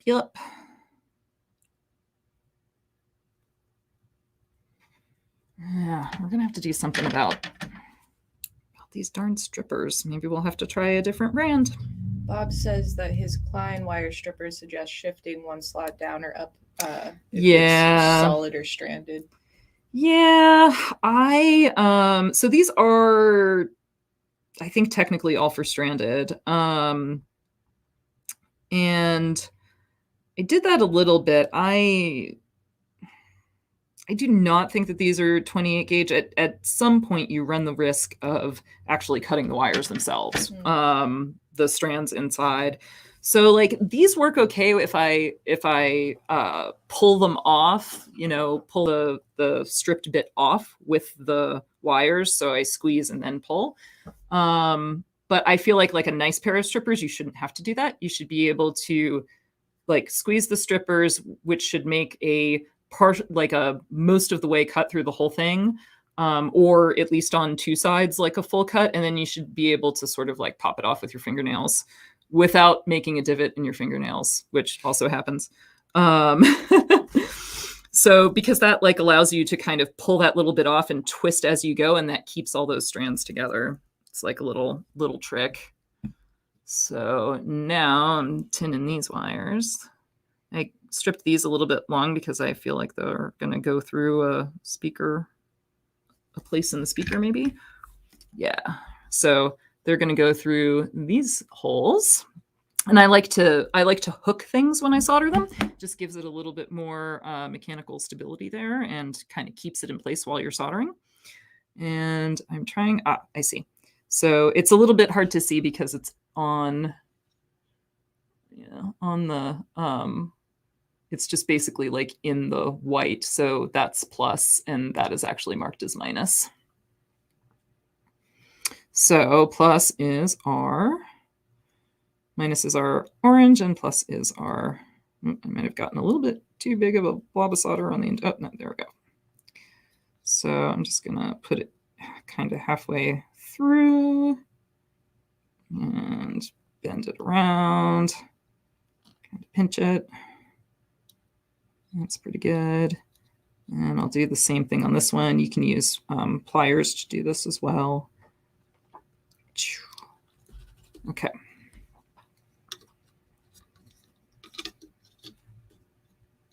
Put this in a place that's hopefully easy to see, and yeah, I think that'll work. It might fall off when I try and solder it here, but we'll find out. So yeah, for soldering wires in, you want to be a little bit more careful that you don't dwell too long with the heat and like melt the insulation of the wire. So like being like a little bit quicker is nice, but it's basically the same thing. You just add solder, like start with a clean tip and add solder and put your tip on both the like the little ring there and the wire, and it'll all just flow. There we go.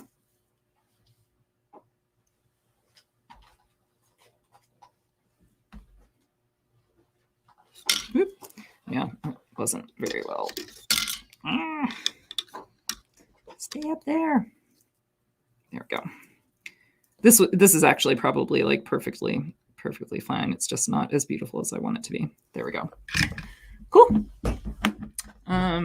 You know, pretty solder joints are generally better solder joints. Yeah, and I don't know if you can kind of see on this side. Maybe I'll try to bring that down a little bit, but this side has actually like a little bit of that nice like cone and fillet, and that's the opposite side of what I was soldering on, and that's ideally what you would like to see. If you don't see that, if it's just on one side but it's well soldered on one side, that's fine. Nobody's trying to like make things that go to space or last 10 million years here, so it's cool. All right, the last thing, solder socket U2, and of course ICs are always directional, so there's a little bit of a dimple right here, and that corresponds to the place, corresponds to the silk screen, the little notch there.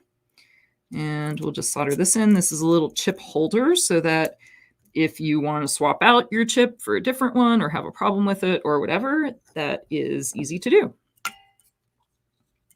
I think it's easy. It's interesting that he chose to do that for the amp, as like the processor makes a lot of sense to me, because you know, if your processor dies, it's this many-legged thing that would be difficult for most people to unsolder and replace themselves. So it's nice to have those in chip carriers, because then if there's a problem with them, you can just replace your processor, you know, if you accidentally Zorch it or something.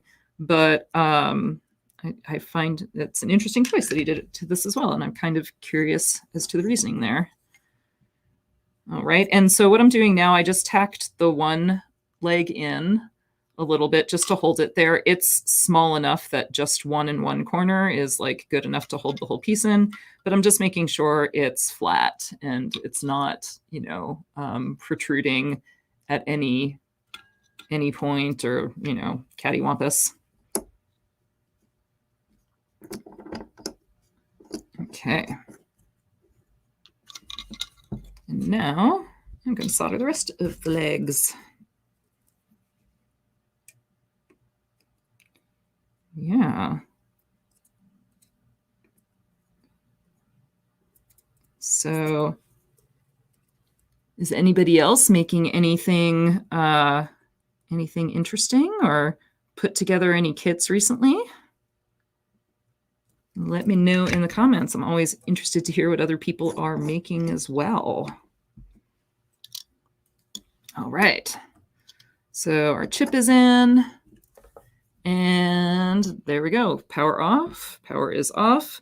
And now we carefully insert this guy.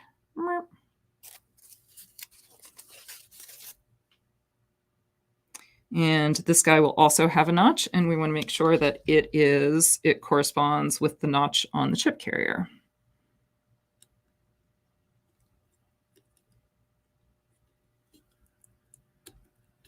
There we go. So that guy just snaps right in there. Cool. Ooh, watching while assembling Fibonacci orders. Nice. So which one is your most popular Fibonacci, Jason? I'm curious about that. If you don't mind sharing.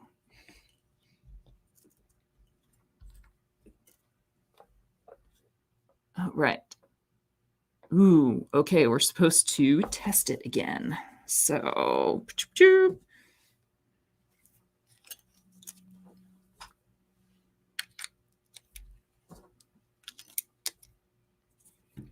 we go. Power on, unplug headphones. Headphones are unplugged. And press the switch, and it should play out of the speaker now. Are we ready? Are we ready? It makes a noise! Yes. That is so exciting. That is super exciting. Okay, cool. Woohoo! So unlike the Poly 555, this Yeah. one, all of the sounds are preset, because with that one I had to, with the little, You had to tune each I had circuit. to tune each circuit, and I'm pretty sure I was just Yeah. horribly out of tune because I found some like free app for a tuner on my phone and did it. I don't know. It sounded pretty It's good. fine. Like, I think it was good, but you know, yeah. So that one could play. It had a circuit for each note, because so that you could play multiple notes at the same time, right? It like Right. brute forced that by Yeah. having like a separate little circuit for each note. This basically has one circuit, so you can only play one note at a time, and then the notes are controlled by the processor here. Gotcha. So you can do different like tuning things with it, and like slightly different sounds by generating different kinds of waves, Okay. which I have a video about. That was such a good segue. It's on Make's channel. It was a video that I did with Make and Liquid Instruments, and it's a part of a series of 3. Yes, this is totally like a little bit of a plug and a segue. So it was part of a series of 3, and the first one was on different types of waves and what they sounded like. And so we did like sound waves and triangle waves and square waves. And the sound, I was a little disappointed, like over video, like by the time you hear it over video, it's a little bit hard to distinguish the difference between the sine and the triangle. Like the triangle sounds just sort of like a little more, I don't know, buzzy. It has more harmonics in it that you can kind of hear than the sine, which is very like pure tone. But then the square wave sounds really like kind of to it. So this one, I'm not sure what is eventually being output. It might be a sine wave. But let's see. Oh, no, batteries aren't in. Anyway, but yeah, it doesn't quite have that buzzy. What the hell happened there? Did I not? I did solder that. Oh, interesting. Sorry, I'm just realizing that one of my resistors needs to be fixed, which I'll do. But yeah, it didn't sound like as buzzy as the square wave for the 555 did. So, but it didn't sound quite like a pure sine either. But yeah, so it's probably like a little bit distorted, because it starts like anything that a processor does pretty much has to start off as a square wave, right? And then you like can put it through other circuitry to kind of like round it out. Yeah. So what I was just exclaiming about was that resistor. I'm like, what the hell? Well, because on the overview, it's very straight, so it looks like it's in there. I know, right? It looks totally fine from right here, but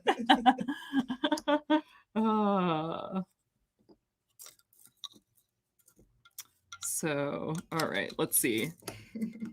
Let's fix that.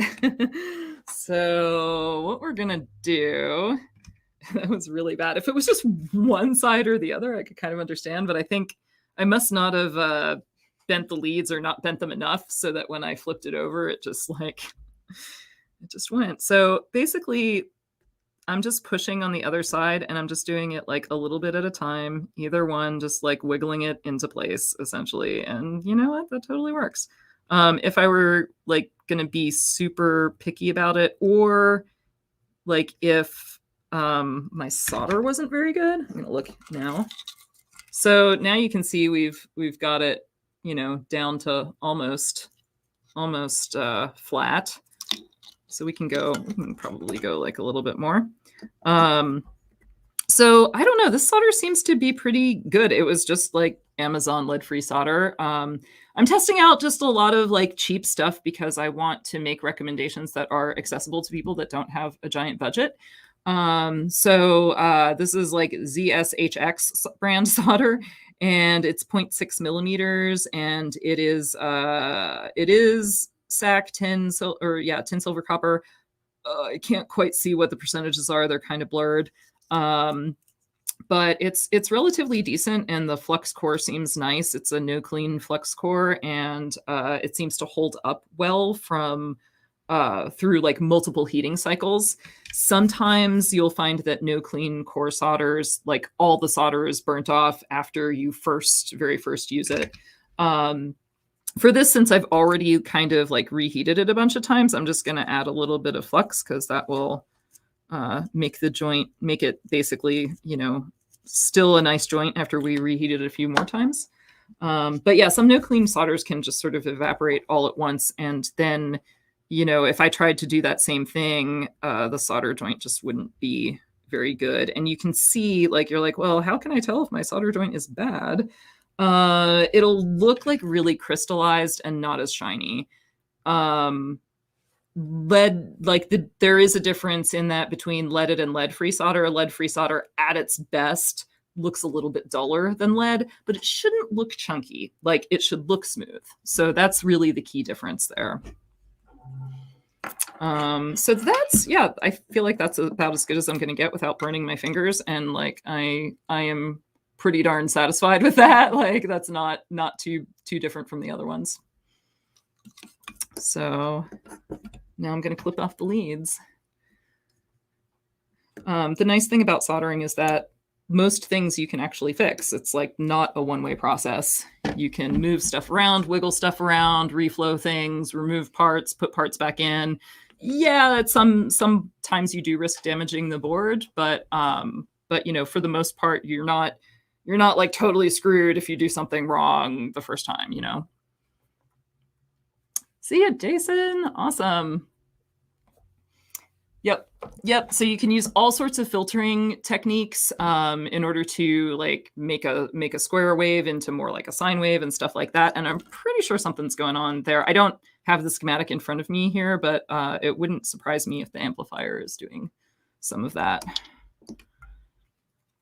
So yeah, and you can filter different frequencies out with different types of filters. You can filter out low frequencies with low pass you can filter out high frequencies with low pass filters. You can filter out low frequencies with high pass filters.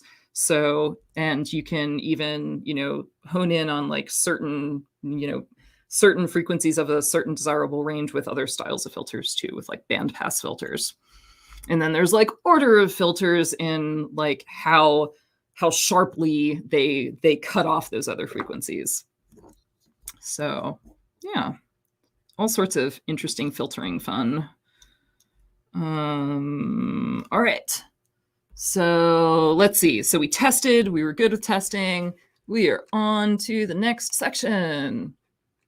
Solder the remaining 16 tactile switches. I note that I have not soldered C3 yet. Did I miss that? I wonder. Oh no, it's the next step after the switches. Skip if it's already loud enough for you. Oh, interesting. Oh, so it's a volume. It's on the volume circuit. Yeah. Cool. All right. So I'm going to be soldering these for a little while. We probably are going to, you know, call the stream in about 5 minutes because that's our 7 o'clock time. And we do like to keep these to 2 hours and, you know, go home a little bit, but we will definitely finish up this kit and put it together. Maybe we'll finish it up next time and put the other pieces together. And then if we have more time, we can do another fighter jet. Yeah. Yeah. Or a Christmas tree or the Be Merry. We have some Be Merry kits. We have a whole bunch of soldering kits. It's kind of an addiction. They're just so fun. They are so fun. I mean, and it's like so, I don't know. I love seeing the creative things that people do. You know, it's such a fun art form, you know. I think it's an art form. Oh yeah. Yes. Nice. Oh, so Liz says, I'm so good, I never test as I go. I was having this conversation with Tommy. Neither do I. So the only reason I'm doing that is because that's how Tommy has written his instructions. And I was trying to be good and actually do the instructions as written. I think it's a really nice way to write instructions like he's done. Because it allows people who aren't familiar with things to, you know, make sure that each step is okay, right? And it makes it easier to troubleshoot for people who are not accustomed to soldering or electronics.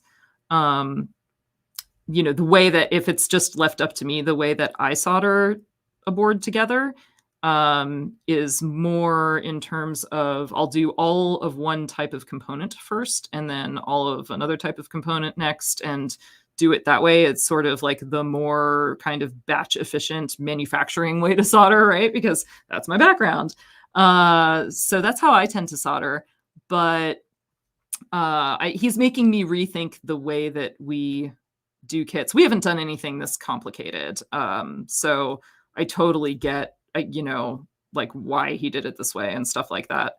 And I don't think that necessarily any of our, of our existing kits would, you know, would really benefit by this, even if you could test them halfway. I guess maybe the PS I Hate You could test like one.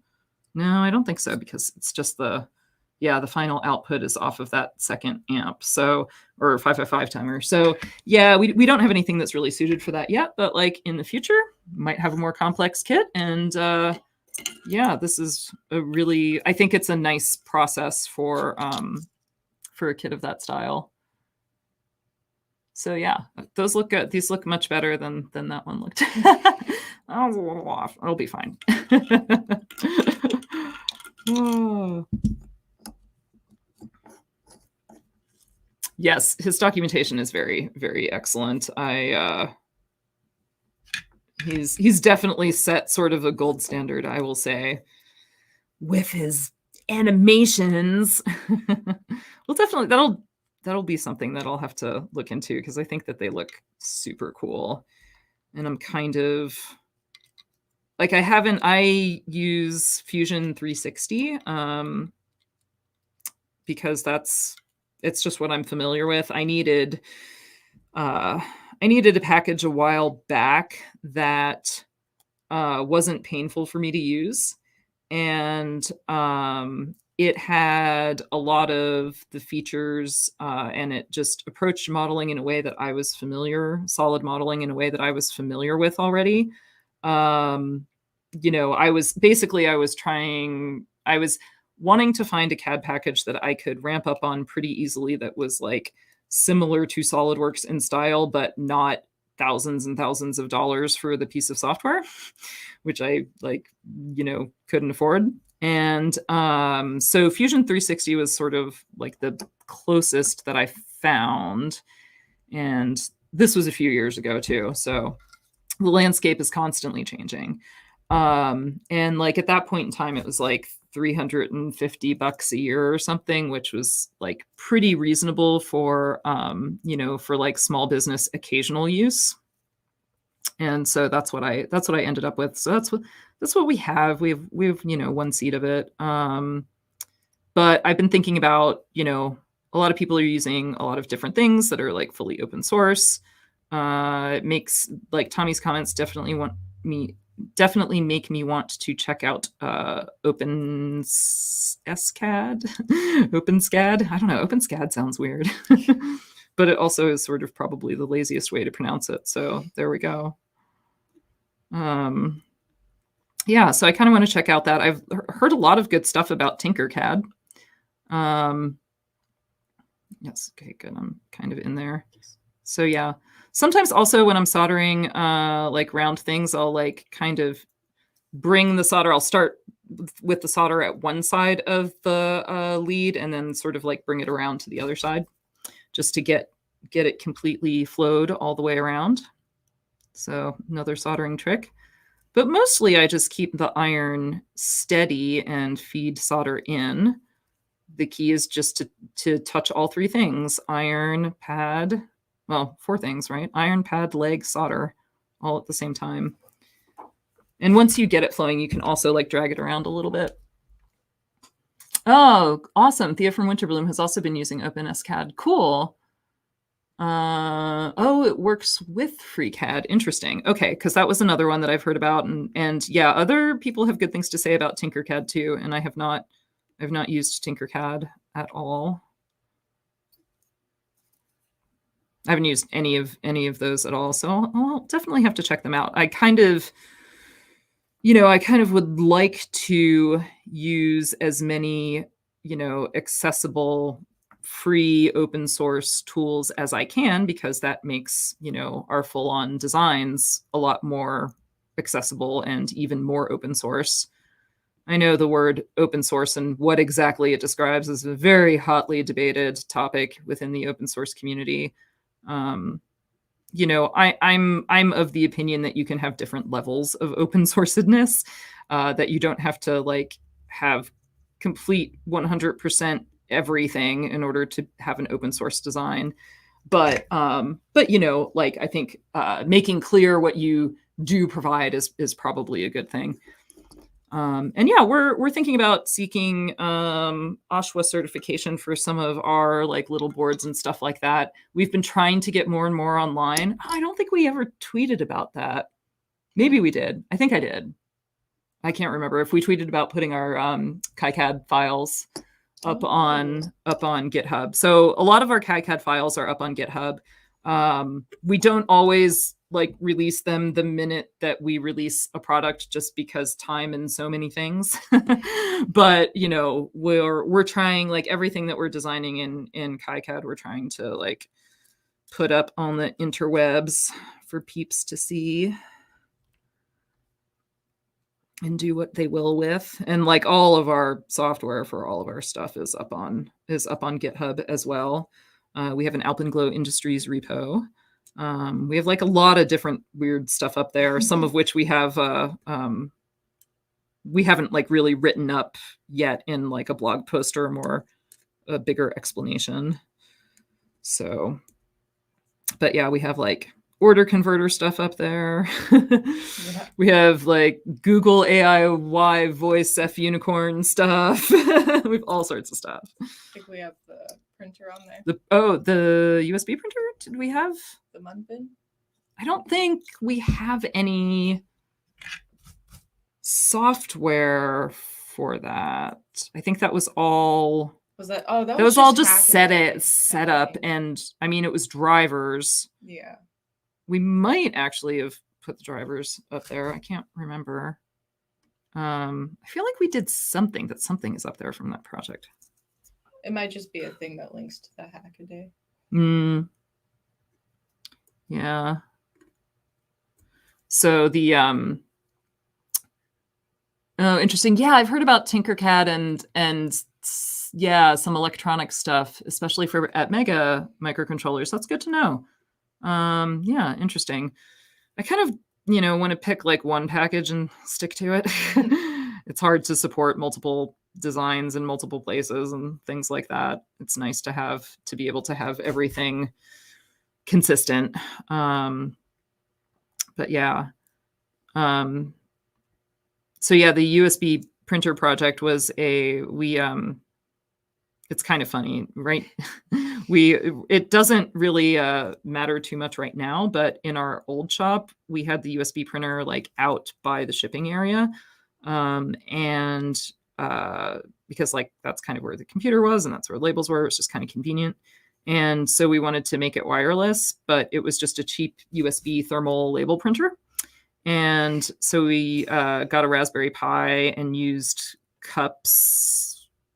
which is some like something print system, maybe. I forget what it stands for. But there was like the Raspberry Pi setup and all of that. And then there was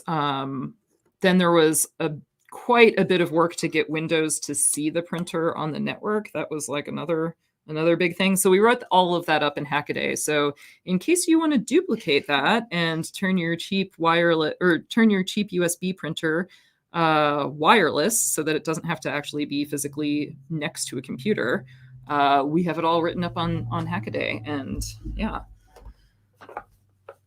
I hope it helps people because it was like a lot of frustration that is now completely documented. Oh, cool. All right. Well, it is 7:05. I'm done this. Well, I'm almost done though. Hang on. I'm almost done. Yeah. Let's keep going. We're going to break our rule. Okay. Let's see if because I think there are only one thing. Okay. So press on and play each. I mean, we got to play all of the switches since we have them all soldered now. Right. Okay. Batteries back in.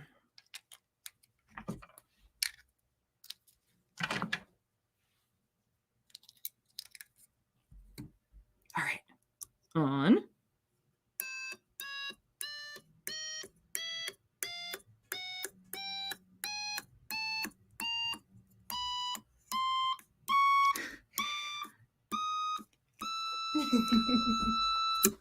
Woo! They all work. So maybe what we'll do, it sounded like there was like a little bit of stuff to get to of final assemblies. So, I mean, do we need it to be louder? Is there a volume knob? I think that's... So that's all the way loud. Because apparently, if we solder the capacitor in C3, it'll be louder. I mean, we should make it louder. I mean, come on. If we can, then we should. Right. All right. I'm going to break my rule and keep the thing in for that. I'm actually going to measure this capacitor. I am not convinced that I've been paying attention with these capacitors. And I just want to make sure that I have like the right value. Oh, yeah, that's right. It's hard to you can't like measure capacitors in your hand because it'll pick up like your body capacitance and not give you a proper reading. So I think might have accidentally soldered one. Let's see. That's 104. I think that one is I think a 0.1 mic. And I feel like, let's see if we can try to measure this in circuit. Maybe. No, that's not. It's hard to measure capacitance in circuit because other things can affect it, like internal guts of a IC can affect it. So you'll always get like circuit board layout can even affect it. So you'll always get kind of weird readings if you measure them in circuit. I want to see if I can, I'm going to look under the microscope and see if I can see the writing on these.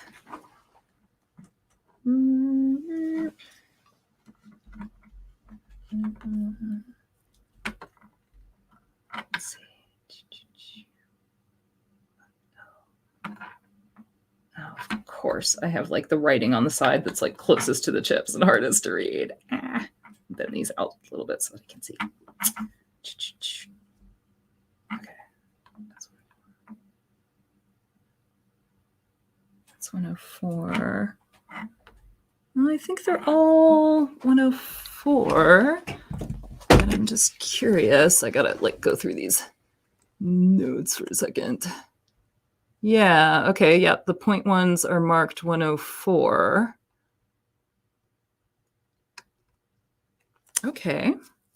Do I have, oh, haha. I have another electrolytic capacitor that I did not realize that I had. Okay, so I think, let's see. Haha, 1 microfarad. Excellent. There we go. So, interesting. So that's hang on. So that's C3. What about C4? Okay, yeah, what about C4? Did we miss C4? Or... Oh, no, then we solder J2 and C4 next. Okay. All right, so we're going to solder these 3 things, and then we're going to call it good, and then we will do the final assembly next week. All right, so first I'm going to take the batteries out. If you have to take off, go for it. I don't mean to keep you late if you need to head out. Okay, C3.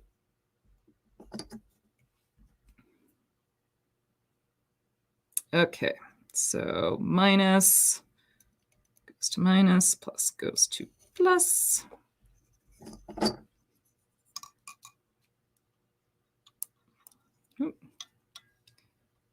Bending these guys out a little bit so that it stays in place.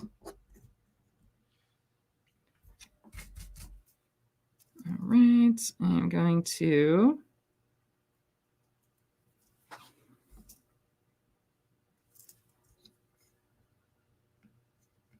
do a bad job at tacking that one into place. Doing it now.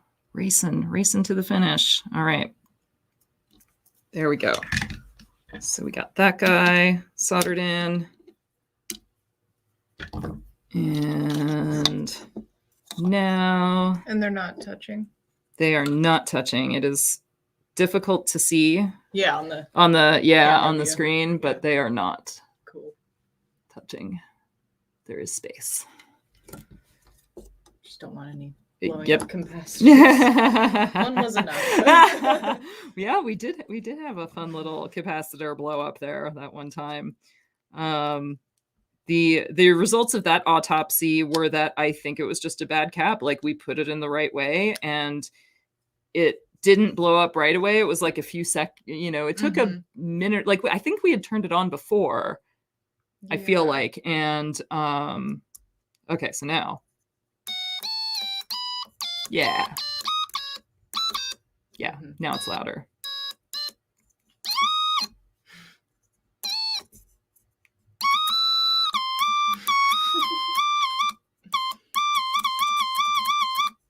This is the extent of my musical talent, just in case you were wondering.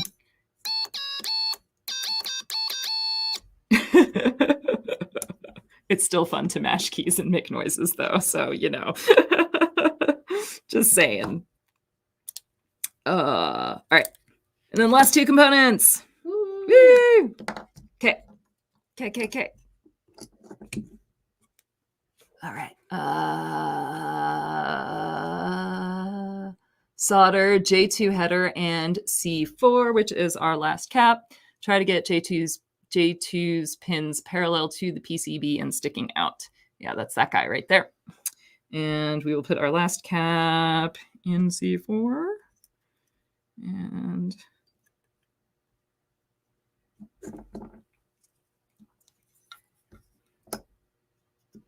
there we go.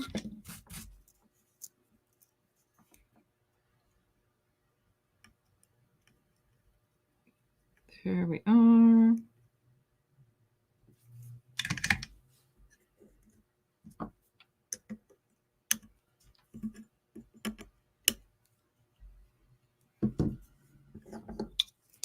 And then the last one.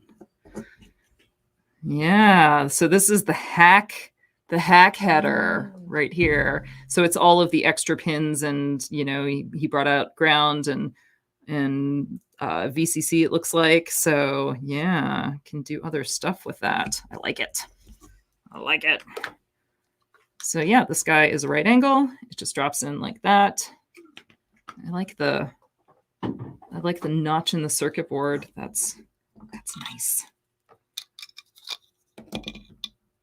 There's such good design details. All right. Just going to give us a little bit of flux here.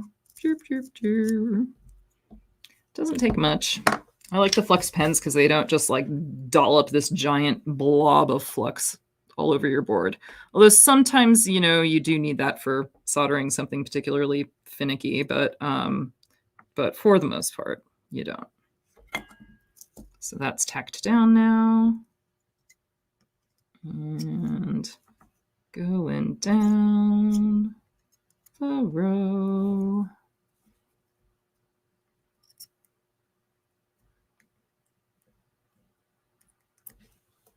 Right.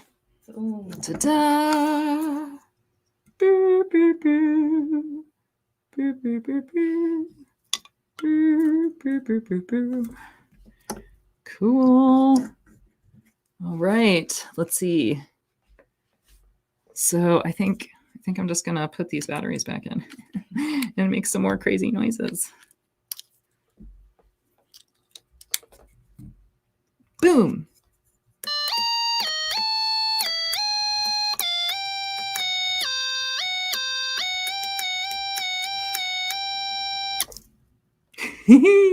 Yeah, it's definitely not as buzzy as the 555. So it definitely has some sort of rounded off waviness going to it. Yeah, it sounds nice. That's my technical term, rounded off waviness. Yes.